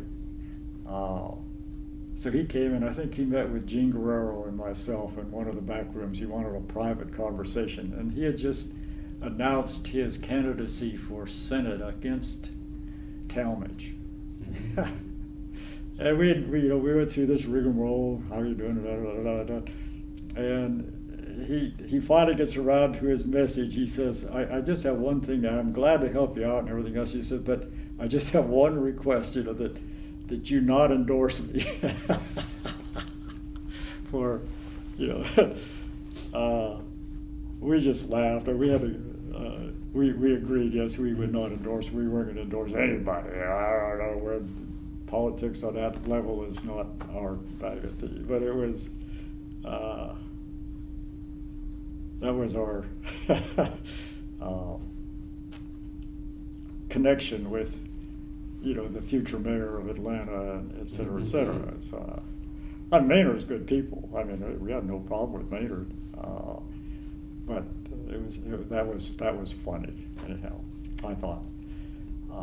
I hadn't thought of that for a long, long time, and then yesterday someone had brought up something about. Anyhow, that came up. That's the reason I remember it. Yeah. Morris Brown, in the meantime, was very interested in writing. He was a theater person. I mean, he acted in Shakespearean plays, and theater was his thing. And he became our theater critic. And he also did movie reviews and stuff like that. And I just love Morris. I mean, probably he was the only person whose copy I never had to change. I mean, it was always well written. You just glanced through it and sent it on to the typist. And Morris stayed with us much of the time. I mean,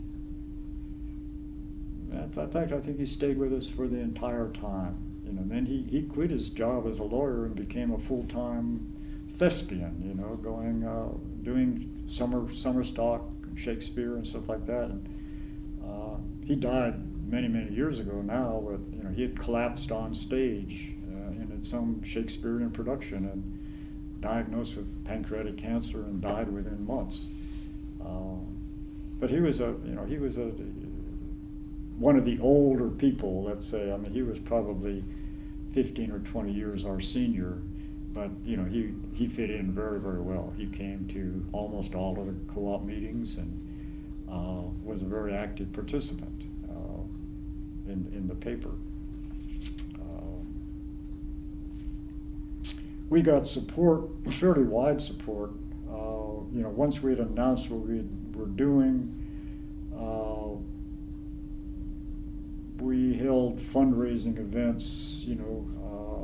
Dan Pendergrast, Nan and Britt Pendergrast, held one for us.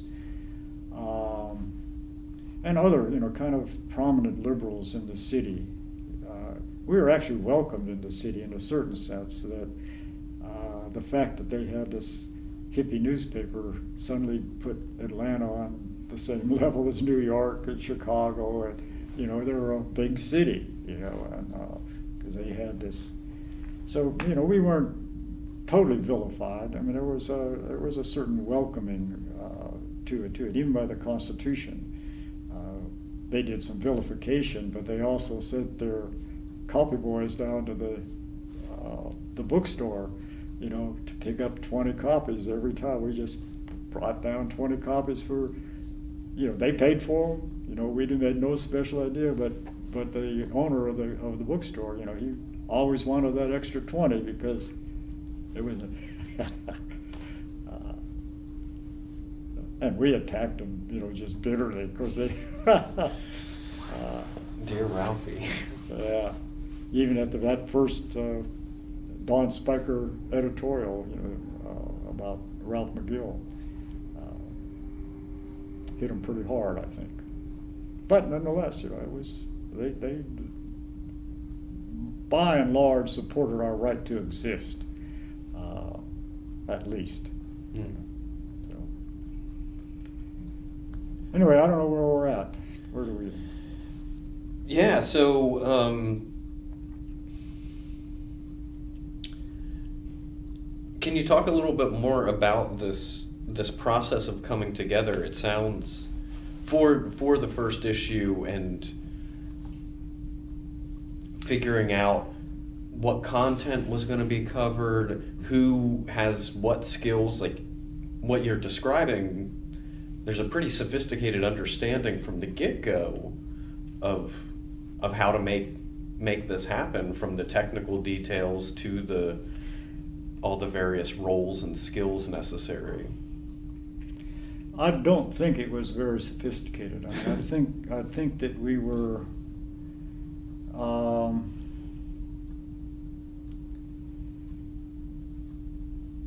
we were extremely naive, you know, but we were willing to learn. I mean, we figured out kind of step by step what we would have to do, and then would go do it. You know, we had to find a printer. We had to do, do the layout. You know, do the copy. The copy was the easiest part. You know, people had things they wanted to say. I was initially, almost by default, I think, I was declared the editor, right? Or at least the spokesperson for the group.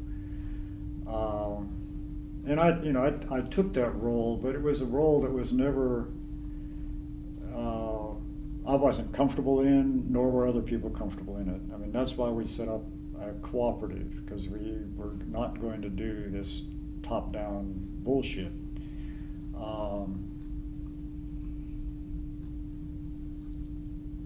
And I think we just had a variety of, people who were, well, for one thing, the SOC activists. SOC was kind of created because the white students had been pretty much kicked out of SNCC. SNCC at that time were telling white students you need to organize in your own communities, and so we had people like Gene Guerrero and Nan Guerrero at that time, Howard Romaine, Ann Romaine, some of the Vista volunteers and so on like that had pretty wide and sophisticated civil rights experience at that time. They didn't have a whole lot of anti-war experience or even interest to some extent, but they certainly had an awful lot of civil rights and experience. And I think that's probably where, whereas I might have been looking at the content or the writing and trying to pull together a coherent first issue, I tend to think that probably people like Gene Guerrero and Howard Romaine were doing the kind of business, chasing down the printers and doing, I can remember, for example, I actually met Martin Luther King through Howard Romaine. We're looking for a printer, and a guy named Tom Offenberger, who was King's press secretary at that time, wanted us to look at the SCLC press. A guy named, I think Willie Brown might be the printer's name. And so Howard and I went down with Tom Offenberger to meet the printer and talk about their printing operation and whether we could fit into that. And while we're down there, Offenberger says, well, King is meeting with his staff talking about Memphis. Would you like to sit in? Yeah. Right, here's these two young hippies, with no credibility, and we were invited into a staff meeting, I was just flabbergasted. Fucking flabbergasted. And of course I didn't even take notes, because I just, and that's 3 weeks before King is killed,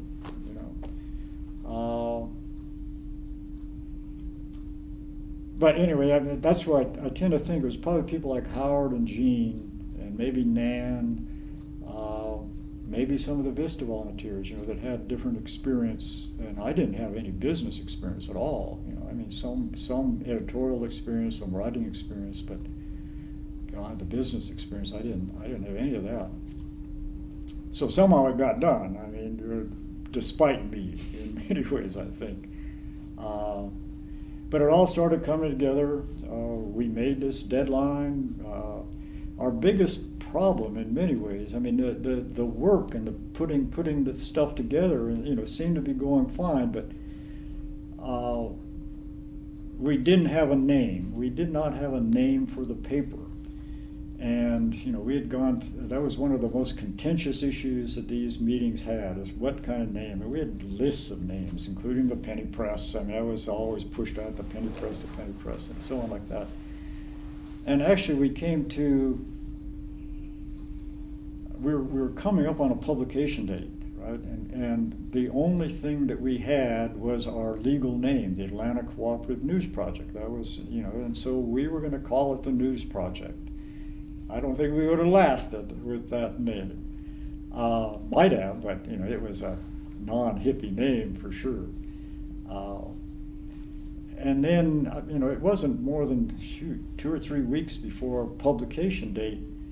Howard and Ann and Jean and Nan and Stephanie and I, and there might have been some other people, went to see Reverend Pearlie Brown at the 12th Gate Coffee House. Which was existing. That was kind of, I don't know if you know the 12th Gate. It was over at 12th and Spring Street, a little building that is a Christian coffee house. And we went to see Reverend Pearlie Brown from Macon, blind singer from Macon. And he sang The Great Speckled Bird. And I just remember this lights coming on in my head, hey, there is a name. That's what we can use. And introduced that at the next meeting, and people said, yeah, let's do that. That sounds like a great name, The Great Speckled Bird. And so, we had incorporated as Atlanta Cooperative News Project, and then we became publishers of The Great Speckled Bird. Luckily, we did not put out an issue as the News Project. We came out as The Great Speckled Bird. But that was very, very, short-lived. Our first printer was the printer of the DeKalb New Era out in Decatur. And I think they put out maybe 2 issues. They printed, they don't put out, but we got press runs. I think our first press run of that first issue was 10,000 papers. And this was in April, I believe, of '68, or March of '68. Anyway, I can remember it was a hot night. It was unseasonably hot, and people were out selling the paper. We were selling, and mostly staff people at that time. The first paper sold for 15 cents, and we sold it to staff people for a nickel, and you could keep the extra. That's how most people made their living on the Great Speckled Bird, selling the thing at this discount. And then we sat there, and I'm sitting there with Gene, and we're distributing papers, people coming in, and just droves. Hippies coming in, kids coming in, we gave out the first 5 papers on credit. You brought the money back in, you bought 5 more, and you went out like that. And nickels and dimes, just nickels and dimes and quarters, just piling up on the table. And where are you distributing out of? Somebody's house, or? We had what was called the Birdhouse, which was right across the street from what is now Colony Square. Colony Square was just a dream of Cousins or something at that time. But most of the buildings there had been allowed to deteriorate, let's put it that way. And we rented at 181 14th Street, we rented a house. Stephanie and I lived there. There were a couple other people who lived there, and we did our layout there. Interesting enough, that the NSA, the National Student Association, paid for that. That was Howard Romaine had come from D.C., I believe. He was just a recent Virginia graduate. He had been working at the Institute for Policy Studies, and then he got a job as an organizer for the National Student Association, a CIA front. I don't think Howard knew it was a CIA front, but it was later proved to be. But he came down and he rented an office which covered the rent of the Birdhouse, and Stephanie and I lived there. That was part of our salary. I mean, basically, I don't think we paid any rent in that. We had one room. Another couple people, Charlie Cushing and Ruth something or other, lived in another one. And then we had a couple of people living in the basement on occasion, right? It was somewhat of a flop house for down and out hippies who wanted to work on the paper. But we had set up a layout room. A local craftsman, Neil Herring, you might know Neil. I mean, he's the Sierra Club lobbyist at the legislature. He was a carpenter, and he built us layout tables and that sort of thing. And so we had a fairly good operation going. And we found a printer, the Cab New Era, and after 2 issues, I believe, the guy, and I'm not sure which side, but Clark Harrison was one, the name that comes to mind. I don't think he was our printer. I think he was one against our printer. They were both running for city council or some damn thing, and one of them attacked the other. I can't remember if it was Clark Harrison being attacked or attacked, just his name comes to mind, about this filthy, hippie rag that's being put out, by the DeKalb New Era. And they canceled our, just on basis of nothing. They said, we can't print you anymore. So we scrambled around. I think at that time we were still a bi-weekly. I think our first 3 issues came out bi-weekly. There was only about 3 issues, and then we went weekly. But we had to fly the layout sheets to New Orleans. We found a printer in New Orleans. We had started going around in just concentric circles around Atlanta, calling every press we could, and they would not touch us. They would not touch us. Did you have to, would you explain, or do you think word had already gotten out? Oh, word had gotten out. They knew who we were, and we were just turned down, no, we're not interested, no, we're not interested. We finally got a printer in New Orleans that would print it, and I think we put out 3, maybe 4 issues in New Orleans. The Southern Film, there was a film trucking company, and I think Southern Film something or other, and they had these weekly runs from New Orleans to Atlanta.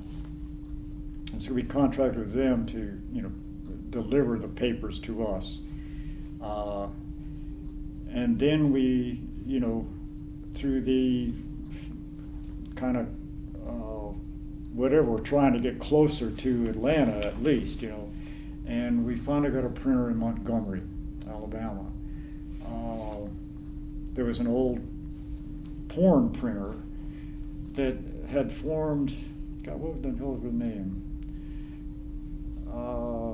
It was basically a civil rights operation. It had been funded by Northern liberals to put out civil rights stuff, and over the years had, in order to survive, had basically been surviving on porn, putting that out. So they weren't too worried about the Great Speckled Bird. In fact, they loved it. And so one of us would go down there every week with the layout sheets. Usually it was me. I was usually the person who took the layout sheets to Montgomery.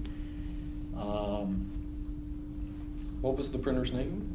Southeastern Press, I believe, in Montgomery. I think they're still functioning. I'm not sure of that though. They were still functioning when we stopped.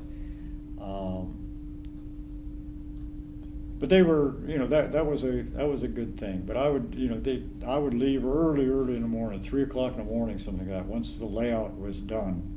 And Steve Wise was always a holdup. Steve Wise was there cutting in these little tiny corrections. But we had a virtually flawless paper. It was both literate and no typos, type thing. We prided ourselves on that. But I'm there, come on, Steve, come on, goddamn, man, I gotta go. And then I would drive them down to Montgomery, and then I'd sleep on their couches out in the front there, and when they got finished with the press run, and I'd load it up and take it back, and then we'd distribute it. And this went on for God knows. I mean, it was a long time that we were doing that. We did finally get a press, but I think it was after. I don't remember my being too much a part of the paper at the time, and we went to the Walton Press in Walton County. I can't remember what, Monroe, I think, that finally agreed to print it. But that was later on. You know, we did the Montgomery Drive for years, literally years. I can remember coming out of that press room, you know, with a rental van. We had to rent trucks for part of the time, and I had an old Ryder or U-Haul or some rental van, and I was followed by the Alabama State Police, 2 Alabama State Patrol cars from Montgomery to the Georgia line, you know. And I'm sitting there just sweating I probably got 2 or 3 joints on me and everything else, you know. They never bothered me, but they stayed on my tail the whole time and let me know that they knew that I was there, I guess. I mean, I don't know. That's probably the worst drive I had taken across Alabama with that old. Because it was, you know, it was a freaky time. I mean, there were lots of things going on that you didn't really want to be in Alabama after dark, you know, sometimes. We avoided Heflin, Alabama until I-20 opened. You know, we had to go through Heflin, and Heflin was, you know, just notorious place. I mean, for a speed trap, and, you know, hippies don't go through Heflin. You know, I mean, if you got long hair or, you know, look weird or anything else, don't go through Heflin, Alabama. So somehow or another, we just bypassed it. You know, got off of 78, and went some other way. That was just part of the times that we did.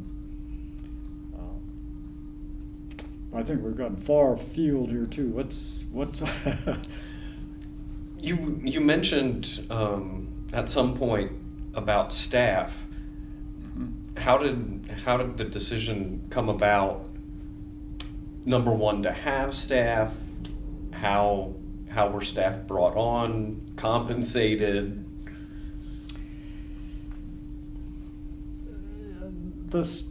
You know, we've got Steve is kind of we have something like 500 people or 700 people, whatever it is. Steve will give you the exact number of people in the staff box over that 7-year period.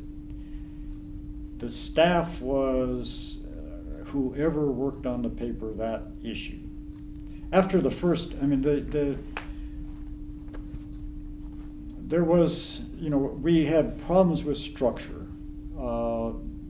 primarily because, you know, we had a cooperative bent, and we were working with a traditional school, you know, kind of imposed from outside. I mean, I was given the title, right, by the Journal-Constitution as the editor, because they didn't know, you know, what else are you, you know, so, and I became the spokesperson.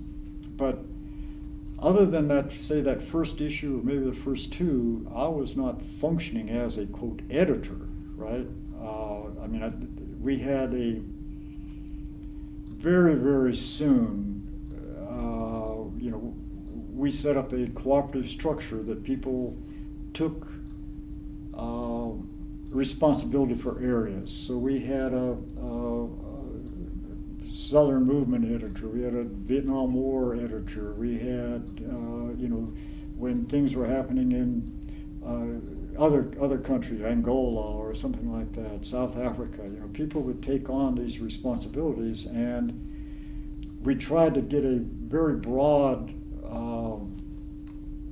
picture of the contemporary scene, particularly as we grew. You know, we started off with 8 pages, we soon became 12 and 16 and 24, then 28, 32 on occasion. And if you did anything on the paper that week, you became part of the staff. for a long time, I was the only paid staff member. I was paid $25 a week, so that was everybody else, basically lived off the paper. You would get this special, nickel rate, and you'd go out and you'd sell papers. And people did fairly well. I did that too, but I didn't have as much time as other people did. I wasn't an editor of the paper as such, but I became basically, a mix between managing editor and copy editor. I mean, and this occurred for several years, that almost all copy went through me, right? I mean, but my role was basically copy editor, managing editor in the sense that, just kind of riding herd on, someone had to be there to make sure that person who's doing high school stuff did what they said they were going to do. But we had a very, that was so little of a problem, right? I mean, trying to get people to do what they said they were going to do, that they just did it. They might be coming up against a deadline and everything else, but that very seldom did I have to get on anybody's back, as such. So as a managing editor, that didn't really occur. I just kind of keep track of what was supposed to be coming in, and is it okay? Da, da, da. And then I was copy editor in that I read everything, and if there's any cutting to be done, I did it. If there's any, just kind of copy, making sure everything gets spelled right, and a little bit of fact checking, but not much. We didn't worry too much about fact checking. But really outrageous stuff, I probably, we can get by without that.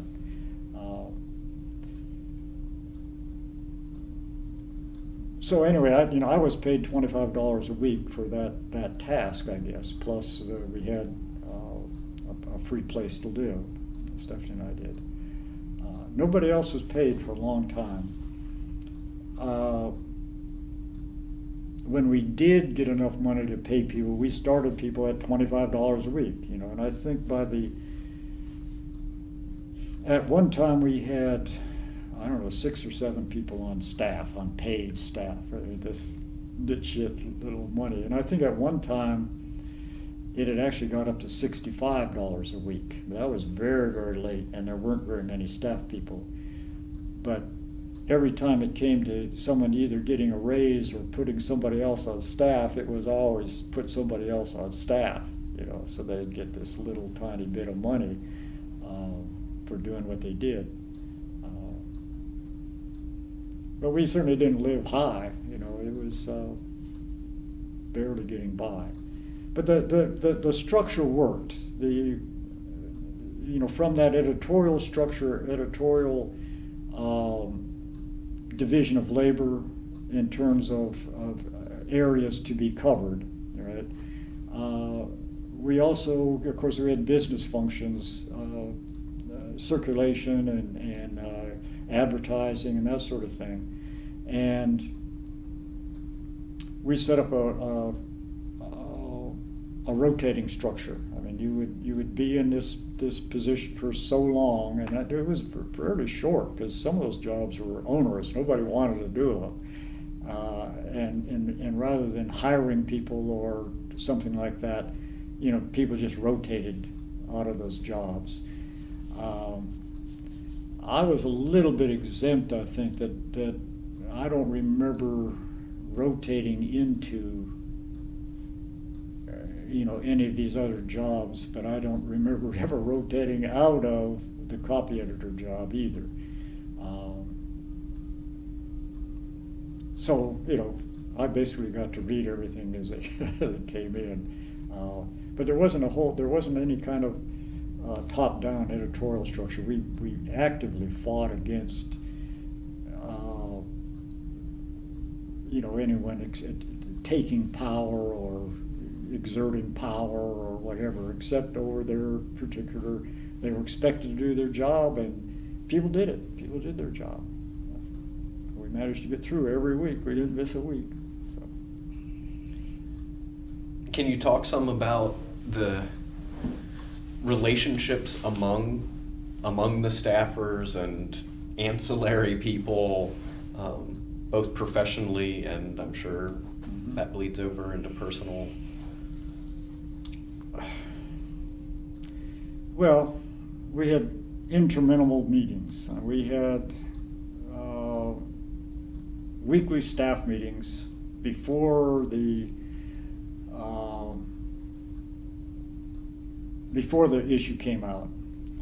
We had postmortems after the issue came out, and everyone got a chance to look at it, and then we would sit down on what we called self-criticism sessions. And they were usually very lively. I mean, we tried to, keep things straight and keep things, that everyone agreed on what we were doing and stuff like that. The meetings were very long. They were sometimes very contentious. There was a split in the paper early on between what we called the political people and the cultural people. Right? We felt both were important, but there were, some people who wanted to do nothing but politics, other people who felt politics were, passé, and we should be just focusing on the youth movement and music and the whole alternative culture, the burgeoning alternative culture. And, there was some acrimony, but never really serious. There were no fist fights or nothing. But once in a while there would be kind of quasi-organized movements, within the staff to push in one direction or another. But it didn't really seem to be that serious, at least certainly not in early period. We got so involved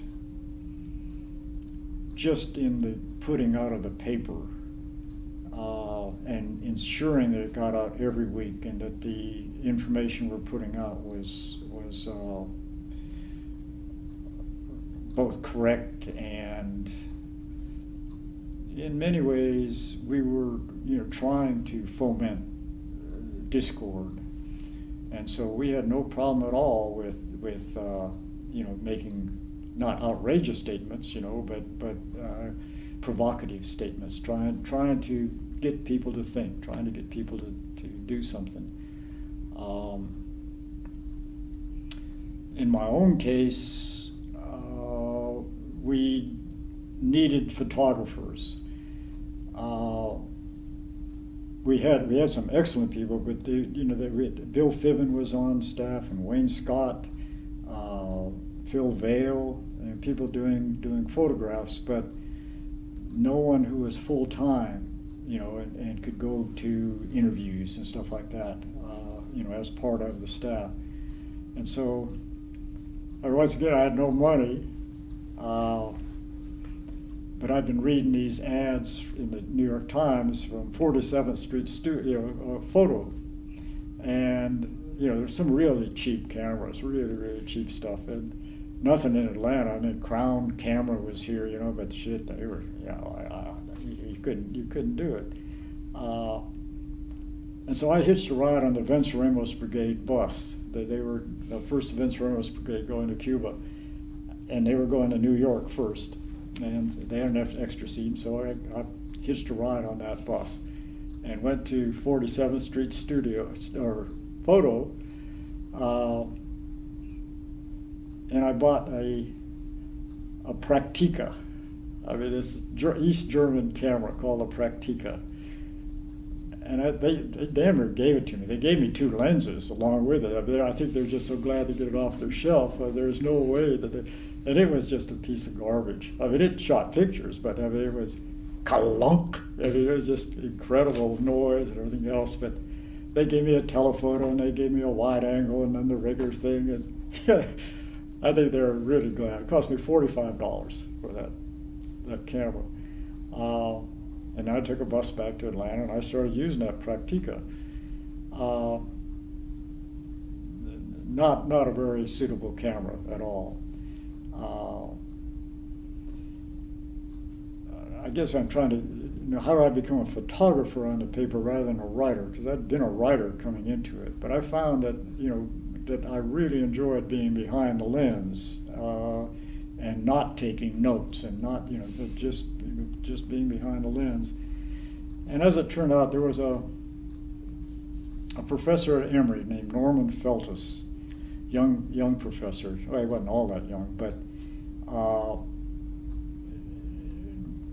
probably mid-1968, something like that.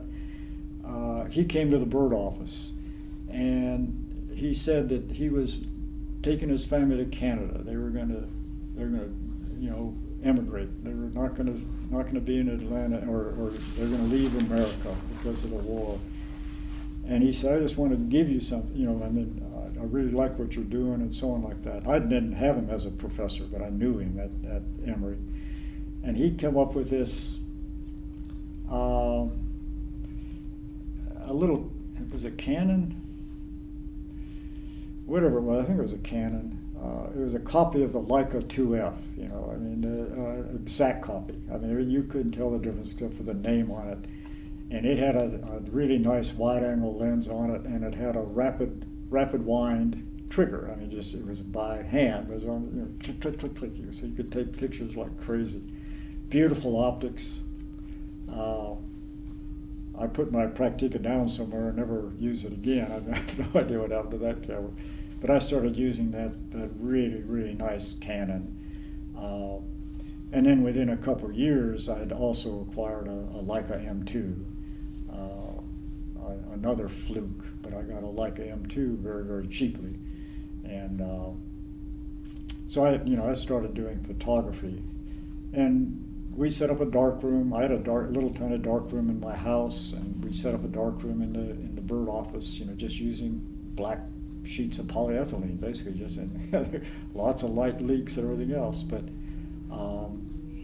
Bill Fibbin, taught me how to develop film and that sort of thing. Bill was an amazing photographer, just a wonderful photographer. Carter Tomasi was there doing wonderful pictures, and I started shooting pictures just because I had a camera and I was available. And my writing just kind of disappeared. I'll have articles in the paper, but once I started shooting, and I was doing a lot of, I guess a lot of the unsigned editorials were mine. If we had, but as far as my covering events, I did on occasion, but by and large I covered them with a camera rather than writing. And how soon did this transition happen into the bird, that you moved primarily into photography? I don't know. I kept thinking I should go through those old issues and kind of detail that, but it wasn't a dramatic break. It just kind of like organically, and I'd covered a lot of anti-war demonstrations, stuff like that. Not taking notes anymore, though. I would then go through my negatives, and I would write from, the negatives rather than from notes. And so that was pretty much gonzo journalism. There was no, I didn't have anybody's name. I didn't have any quotes or nothing else. So it was just gonzo journalism, whatever went through my head. And that was perfectly all right. And we did a lot of gonzo journalism. That was part of what we were. We were not, and made no attempt to be objective. We developed somewhat independently, but everybody else was doing it independently too. This whole idea of participatory journalism, in which you wrote from your experience. We were probably doing that before Hunter Thompson, but nonetheless, Hunter Thompson is a classic example of the gonzo journalist. But we made a virtue out of it. We did not intend to be objective or anything else. We were very subjective. We tried to be honest and clear and good writing and that sort of thing, but we didn't have any desire even, to present both sides in some objective journalistic fashion. I mean, we had a point of view and we were putting it out.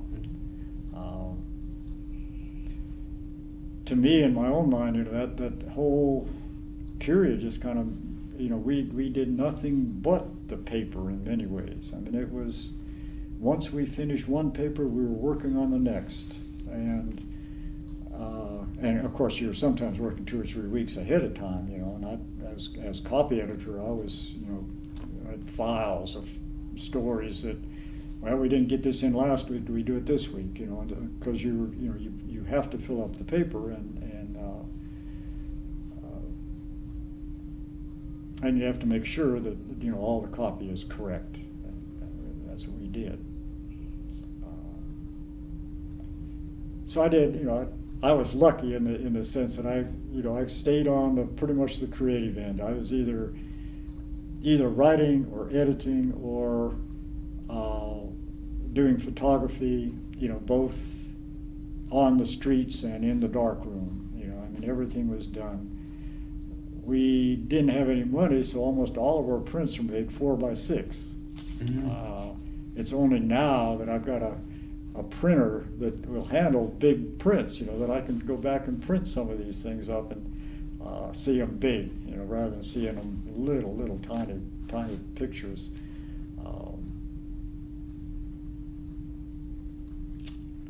But I don't know, what are we?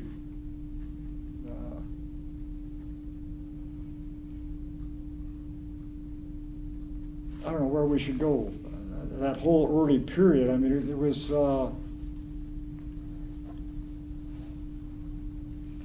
certainly a growth period. I mean, we might have gone into it thinking we knew a lot about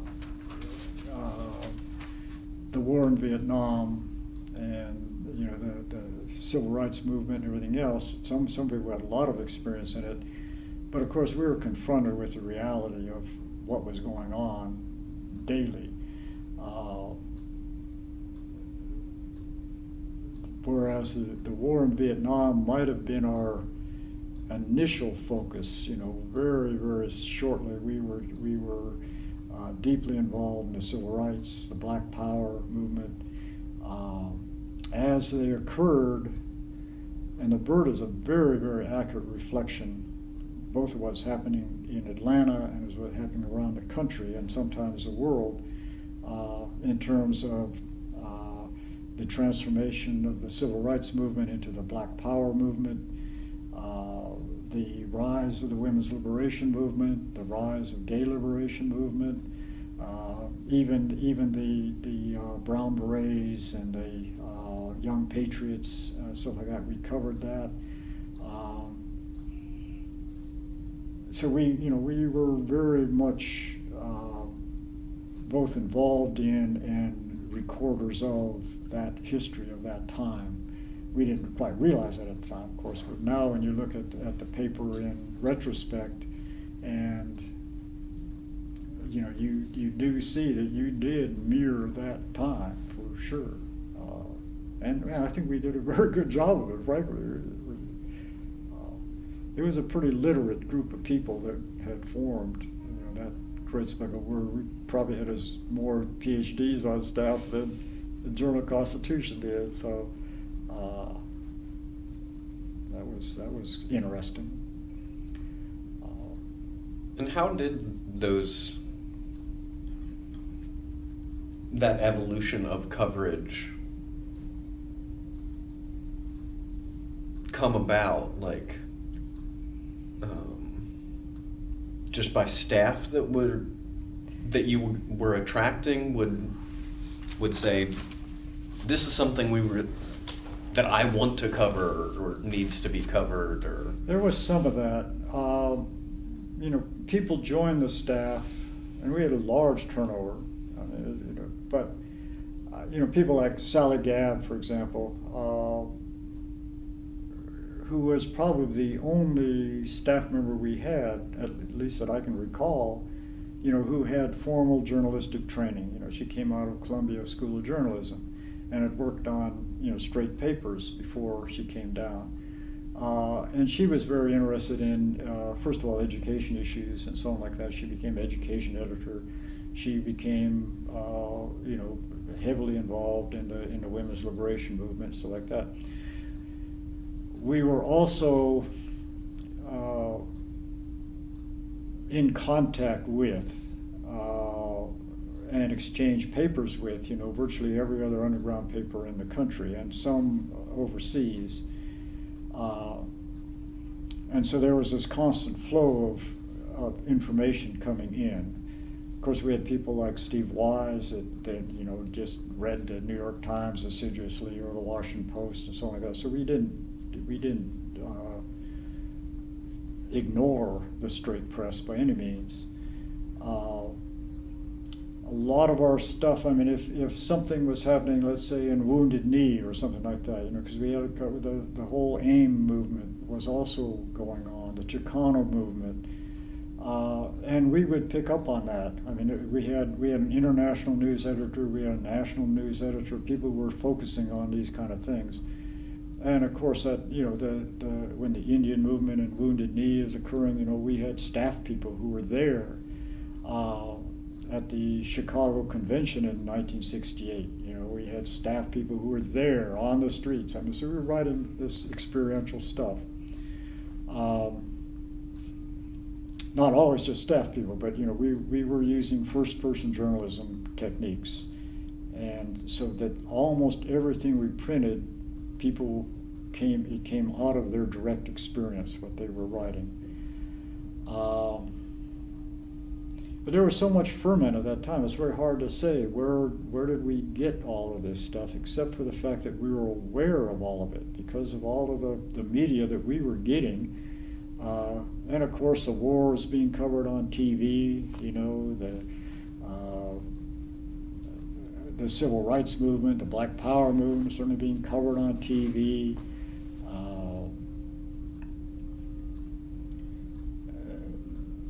We might talk a little bit, I guess, about our relationships with the black community. Not close, but certainly no antipathy either, right? We had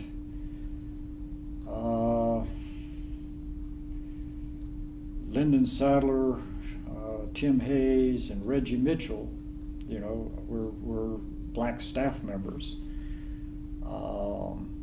As well as photographer Marshall, what's his name? Bill Cutler's lover. I can't remember. There was a real split, not just in the city, of course, nationwide, between black and white, particularly when SNCC told young whites to go organize elsewhere. But we had close relationships with the Atlanta Voice. Lowell Ware, was a firm supporter of ours. And we them. We delivered papers to Pascal's every week. And they had prominently displayed on their at their cash register. The Third World bookstore with Yvonne Dooley, we bought papers to them every week. We had good relationships with people, but it was a kind of a distance, primarily because black people didn't want to work with white people. It wasn't exactly our decision, as so many of those things.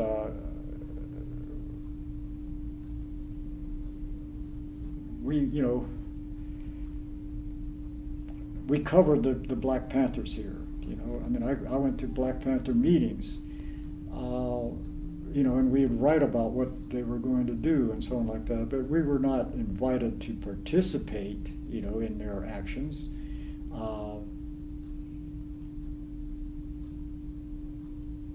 And of course, things fell apart, and the whole civil rights movement post King. It just, it became extremely,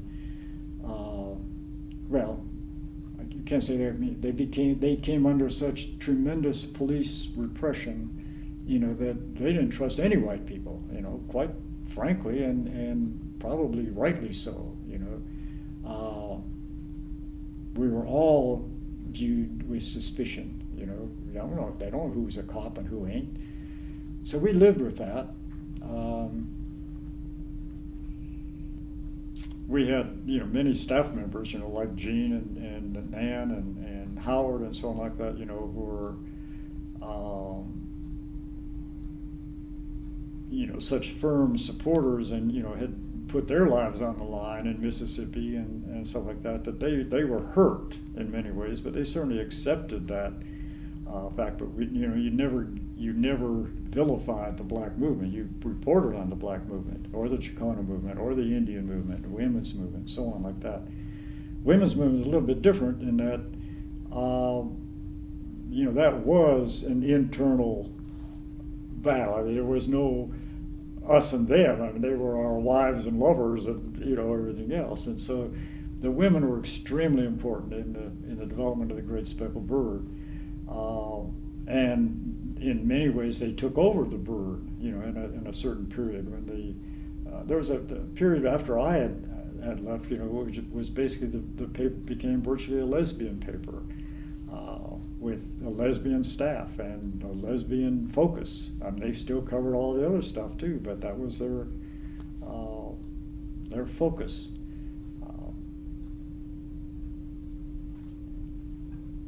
I don't know. It was an extremely mind-shaping, mind-bending,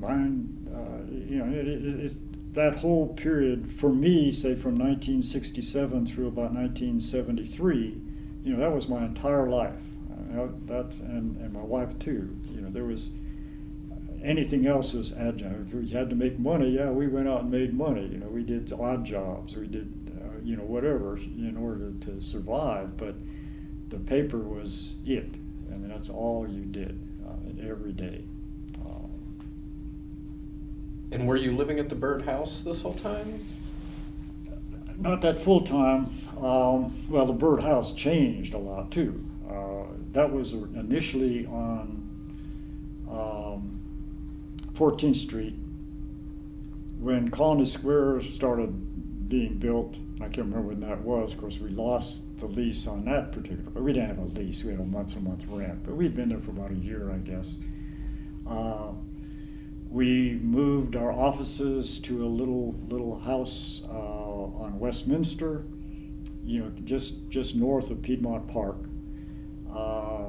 We were there until it got firebombed, and that was the dates kind of get messed up in here. We moved over to North Avenue after that firebombing. We were on North Avenue, an old warehouse, for a year or so. I lost that property. We were over on Juniper. We were over on Ralph McGill. I think the final offices of the Great Speckled Bird are in Little Five Points up above. One of those buildings, a doctor's building or something like that. But we had many. We'd never had another birdhouse per se. Juniper came close, but it was a much smaller place, and I don't think anyone lived there. Stephanie and I moved into an apartment on Argonne, and then later an apartment on 9th Street. And then in 1973, we bought the house we live in now over on Highland View, which is now one of the leading. We couldn't afford to live there now any more than possible, but at the time it was a transitional neighborhood. I mean, it was mostly old people like I am now, who couldn't keep up those old houses, and we moved there. And you had kids early on in. Oh yeah. My oldest son Zachary was born in December of '68. I mean, that's how I got out of the draft, because and I don't know if Zachary ever lived in the birdhouse. It seems to me that no, in fact he didn't. So we had moved out of the birdhouse to Argonne. And I don't know if we'd lost the birdhouse at that time or what. I can't just, that was not a major concern. Wherever we were to put out the paper, we put out the paper, and that was what we did. But we moved into an apartment on Argonne. Jim Gwynn and his wife, Pam, moved in next door to us, and so we had two apartments there.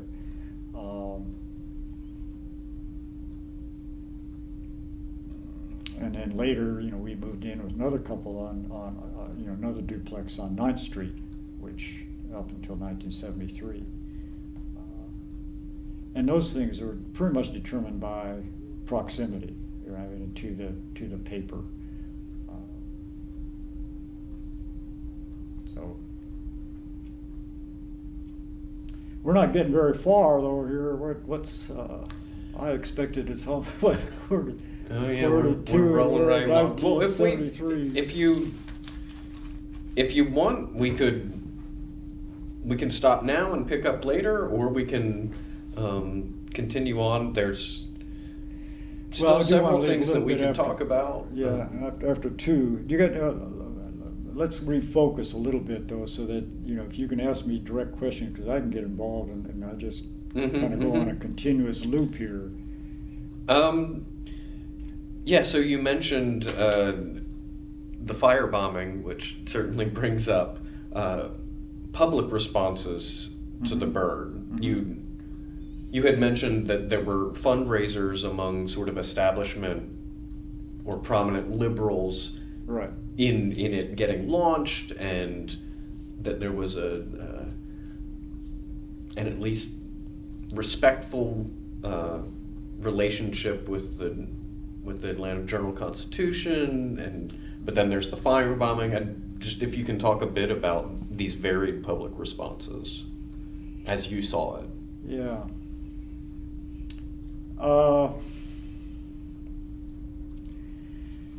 We could start, with the response to the name, the Great Speckled Bird. We put it out, and kind of the first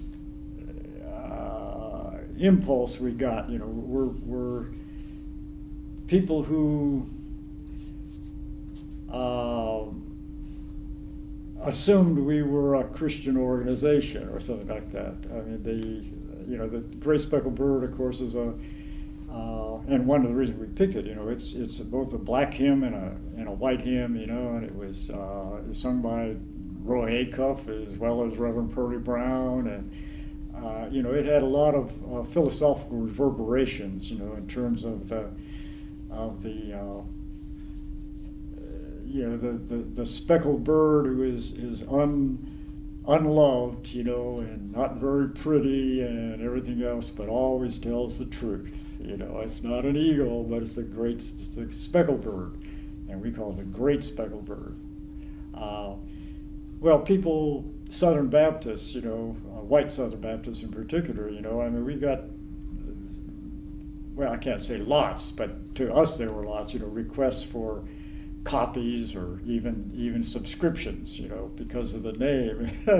And then we got this tremendous negative, horror, the language you use, and this isn't Christian, and this isn't this, and, the Vietnam War is a good thing, and we got to help people. I mean, it's crazy stuff. That was, a certain fringe. The establishment fringe, I guess, I get this idea that particularly, the liberal newspaper at the time, the Journal or the Constitution. The Journal was not a liberal newspaper at all, but the Constitution under Ralph McGill and later James Patterson, were pretty liberal papers for the time for the South. And we, of course, attacked them bitterly. And they tolerated us. I mean, and I think it was because it was all boosterism. I mean, Atlanta is a real boosterist city, and Millsby Lane, and there's the Coca-Cola and CNS Bank, and all this other stuff there. It's all boosterism that they were involved in, And they liked the idea that there was this a subculture. We're big enough to have a subculture, and they were. I mean, just barely, but yeah, Atlanta did develop a subculture. And I think we were part of that subculture. But what we experienced, after that, even at that first issue, when these kids, young hippies, long hairs, whatever, not necessarily long hairs, but they, they're coming out of Griffin and Noonan and Conyers and Calhoun and, everything. They coming to the city, and we provided them with a way to survive. I mean, they could take these papers and they, sell them, come back, get some more, go sell them again. So we were definitely welcome there. We also became a Friday and Saturday night destination point for tourists, right? I mean, by that I mean local tourists, but people coming into the city for a night on the town or whatever. And so, you just stand on the corner of 10th and Peachtree or 14th and Peachtree or Underground Atlanta or Lenox, Square, whatever. You take a stack of 50 or 100 papers, and an hour later, hey, people were just eating them up. And so it became a successful business. We never had a business plan. We never had a survival plan even. I mean, it was put out the paper, get it out, and everything else. We never made any money, but we managed to publish and stay out of debt. Never had any debt, always paid our bills. We were vilified in the press once in a while. We had, several lawsuits against the city for harassment of our sellers primarily, and not just Atlanta, but Savannah, LaGrange, Griffin. It was a rare Thursday. We'd usually come out on Thursday afternoon or Friday morning, and it was rare that we wouldn't get a call from some seller, as being harassed by the police, and we had lawyers in Savannah who had to, go and get, high school kids out of jail because they'd been busted selling the paper.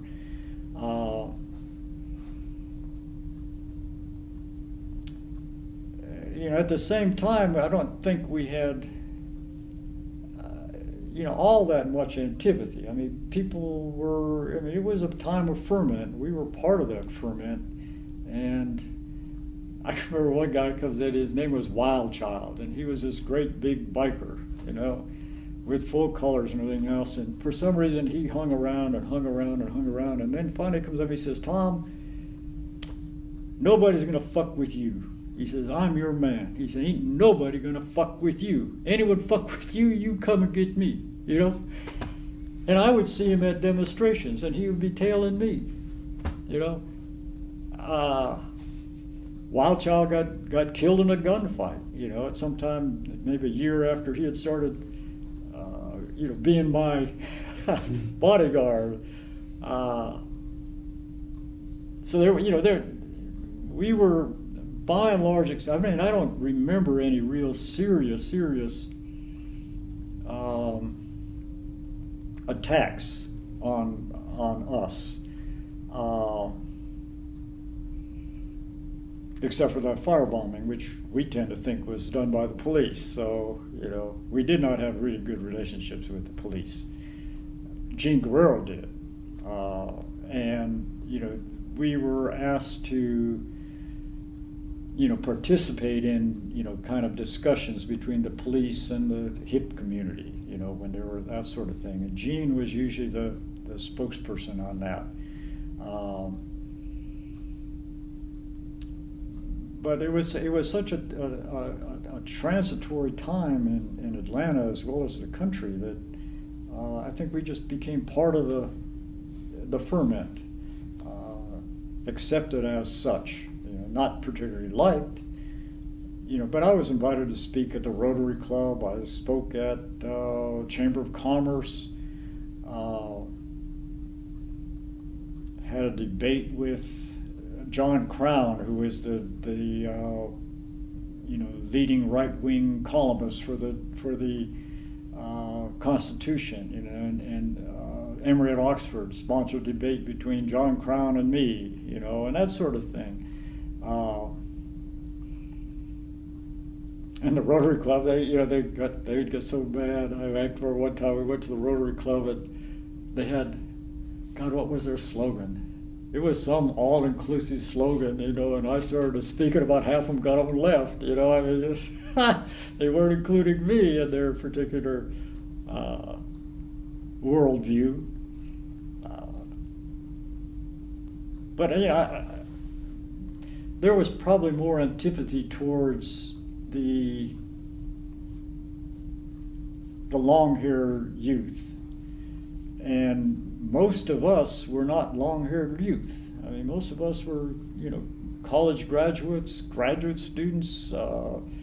We didn't have a whole lot of the hippie element. We spoke for, in many ways, or were seen as speaking for that hippie youth type thing. But by and large, we were not. They might have been our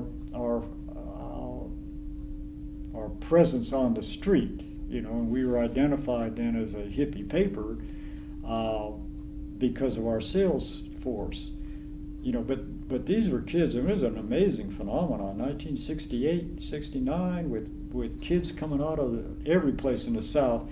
Atlanta was a stopping point as they headed to San Francisco, right? But Atlanta gave them a start. Atlanta, they could get on the street, they could sell their papers, they could save up a little money, they could find some friends, and then they could all hitchhike out to Summer of Love, or whatever. But I other than perhaps the long hair and the dope and that sort of thing, we were not of that particular generation. Although we were identified with it. That's my feeling. Now, other people might certainly disagree with that. But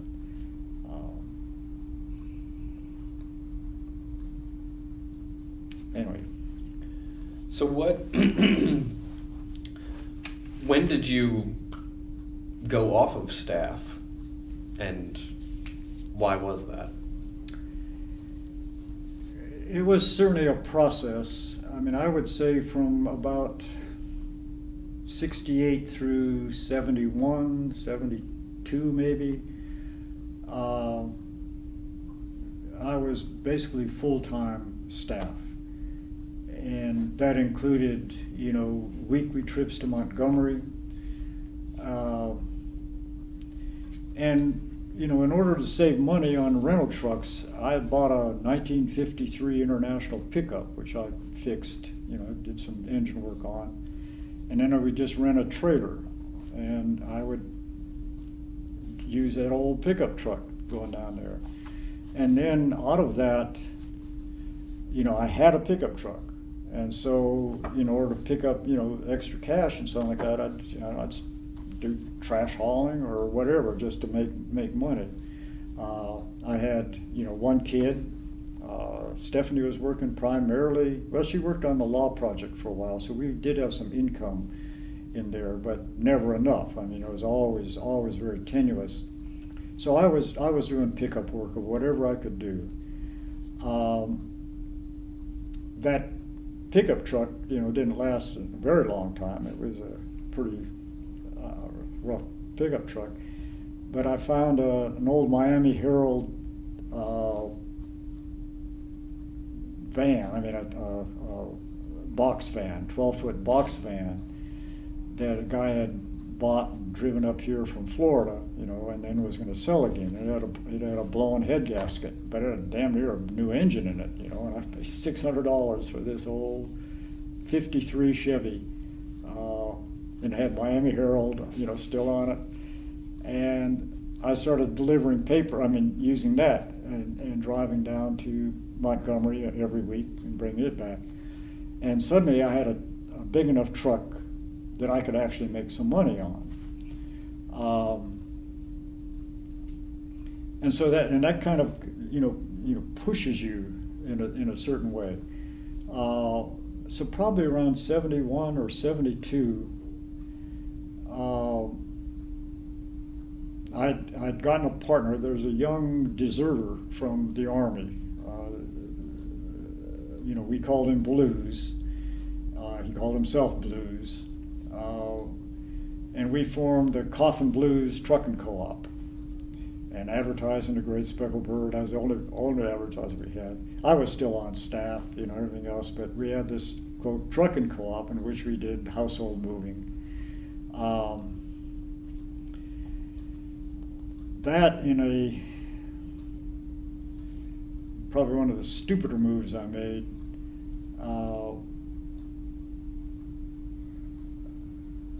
in order to make money, effectively at that time, we bought another truck. I added two more partners. Phil Vale was one who was on staff of the Bird, and Reggie Mitchell, another who was also on staff of the Bird. And we started doing, household moving. And that developed into office moving. We got a contract with Ivan Allen. We bought another truck, and pretty soon I'm doing, I've become a mover, right? And during this time, I was still driving the paper. I mean, we always, even when I had three trucks, I was, one of those trucks would go down to Montgomery, and every year I'd do that. But on this, there is a transition period there where the paper is changing, the times were changing. I think we were deep into the women's liberation and the gay liberation stuff, and the whole staff had moved in that direction. I was no longer doing full-time copy editing. That had been, I don't know who was doing it at that time. But gradually, and then perhaps not so gradually, that I divorced myself from the paper, or the production of the paper. This trucking company, I had to make a decision. I mean, after about a year or so like that, and I was sick of it. I was tired of it. I hated it in many ways. And so much of the responsibility is on me. And I was either in the trucks or underneath the trucks or, planning the next day's move as well as doing all this other stuff. And by this time too, I'd become pretty highly radicalized in both by the events and by reading. I was involved in numerous study groups, Marxist study groups, labor study groups, and I became very, very interested in organizing. And so in 1973, I decided I wanted to get out. I wanted to get out of the trucking business. My feet were destroyed. I'd had two operations. I mean, I was here 140 pounds and moving around safes and pianos and shit like that, and I destroyed my left foot, and I had two operations on it. And, I said, I can't do this no more. And so I didn't sell my share. I gave away. There was no money involved, effectively. But I went to work in the construction industry, very, very consciously. I mean, it's I've written this up in Southern Exposure, but I decided I wanted to organize workers. There was in a Marxist framework. There was stuff going on in the city. The October League had formed. I think it was the Georgia Communist League at that time, but we had gone through the breakup of SDS into RIM2 and the Weathermen and stuff like that, and we reported on all this. And there was this whole ultra-left movement, which I was not too interested in. I mean, I was a Marxist, but I wasn't a Leninist at that time, and never did become one. But I decided that, since I came from a family of construction workers, that I might understand the construction industry or the workforce fairly well, fairly quickly. And so I looked around for a job that I could get. I tried to get in the elevator constructors union, primarily because they were burgeoning. I mean, they were advertising, but that was also a time of affirmative action for women, and they weren't accepting any male applicants into that union. And anyway, I took a job just out of the paper with Law Engineering Testing Company as a concrete and then a soils technician. And with the full intent of organizing that company. It was the biggest engineering or testing engineering firm in the Southeast at the time. And so effectively, although I still worked on the bird some up until the very end, my photographic interest changed from demonstrations and stuff, although I still went to demonstrations, I still did that, but I started doing construction photography. And a lot of my construction photography ended up in the bird too, just because they were good photographs. So I went to work with a law engineering company with the full intent of organizing, but not immediately, and it took me 2 or 3 years that before I felt competent, right, in addressing the workplace issues that we had. And I was working primarily with technicians, but there was also drilling crews. I think they had 6 or 7 drilling crews. They're doing core drilling. And I went to the operating engineers local here and just presented them a proposal that I would try to organize them, the company, for them. And they were interested. They were interested not in the technicians, but they were interested in the drillers. They wanted the drillers. They tried to organize them in the past and had not done so. And so I established a relationship with them, and then I started organizing within the company. It took me a long time. I first started, I conducted study groups, with some of the younger technicians that were interested.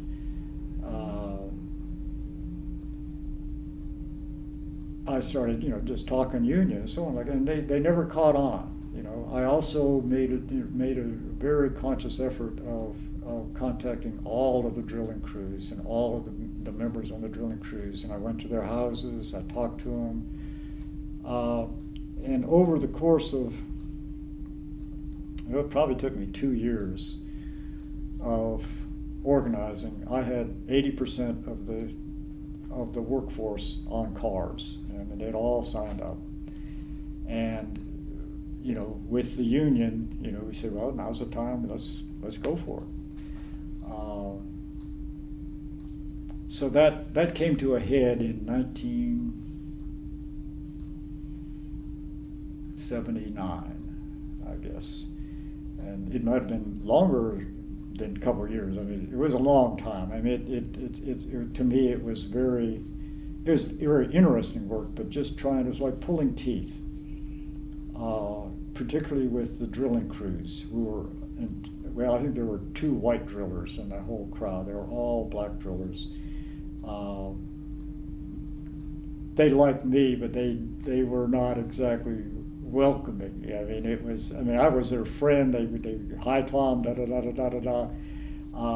But it took those home visits for me to get them on cards, and numerous home visits. I would go see them late at night sometimes, on the weekends, whenever I could, get these guys to agree. And then we'd talk about their situation, something like that. And ultimately got 80% of the people on cards. We, filed for an election. That went on, I guess, there were probably about 6 or 7 months that, after we filed for election before, the company stall.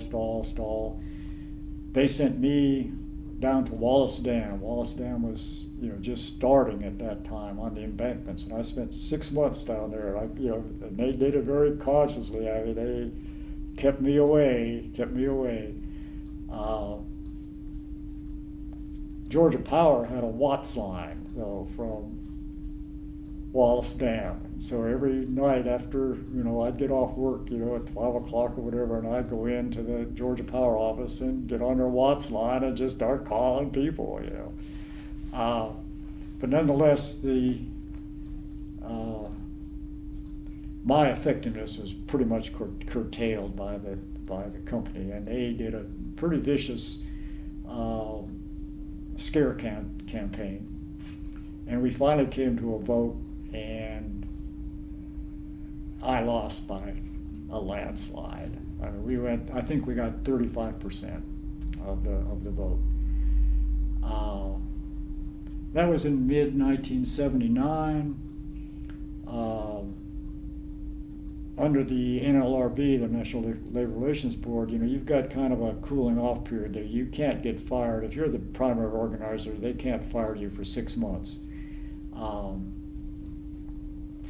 6 months went by, and I was out of a job. I was fired at Law Engineering, and they, their reason was they had insisted. They called me in one day just before Christmas, and they said they're assigning me as a referee between 2 different testing firms on a site in Amarillo, Texas. It's in the middle of the winter, and I was going to be the arbiter between 2 battling things. And I said, look, I ain't going to go down to Amarillo.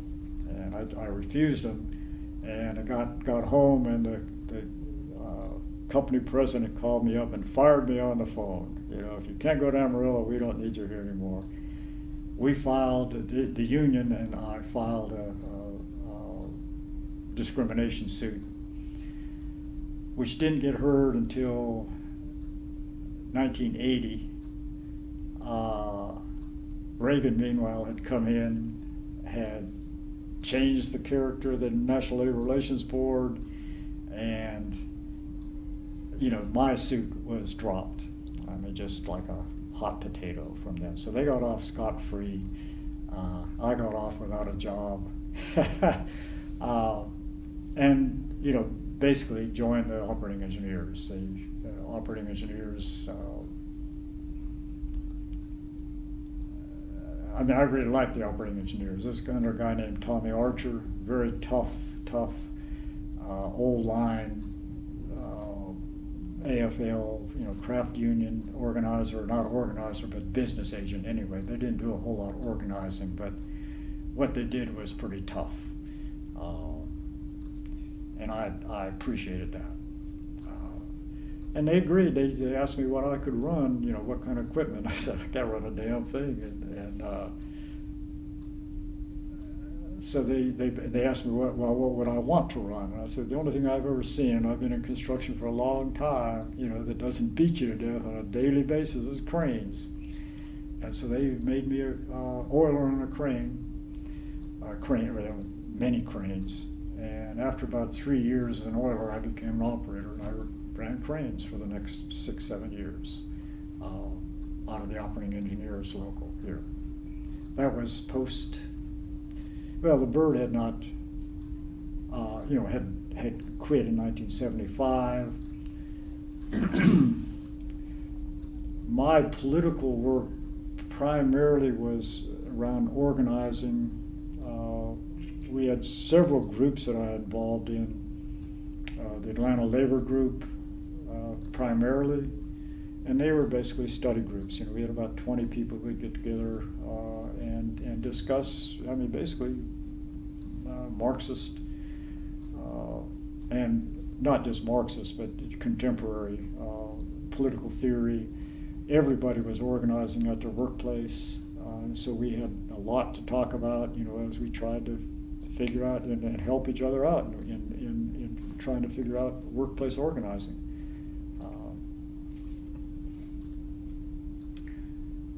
And maybe that's a good time to stop, because I gotta, at least, I'm not sure you're interested much more, but, I did a lot of things after that. I was. Yeah, and we would love to capture that if you're willing. We want to. Yeah, but not today. Yeah. Well, very good. Well, we will cut it off there and then try to schedule the follow-up. Yeah, and you might want to get some other people involved before that too. I can pick up any time, or I can go ahead and finish it too. Either way you want to do. Okay. Yeah, we'll see. But other people might be anxious to get their stores down. So, I don't know.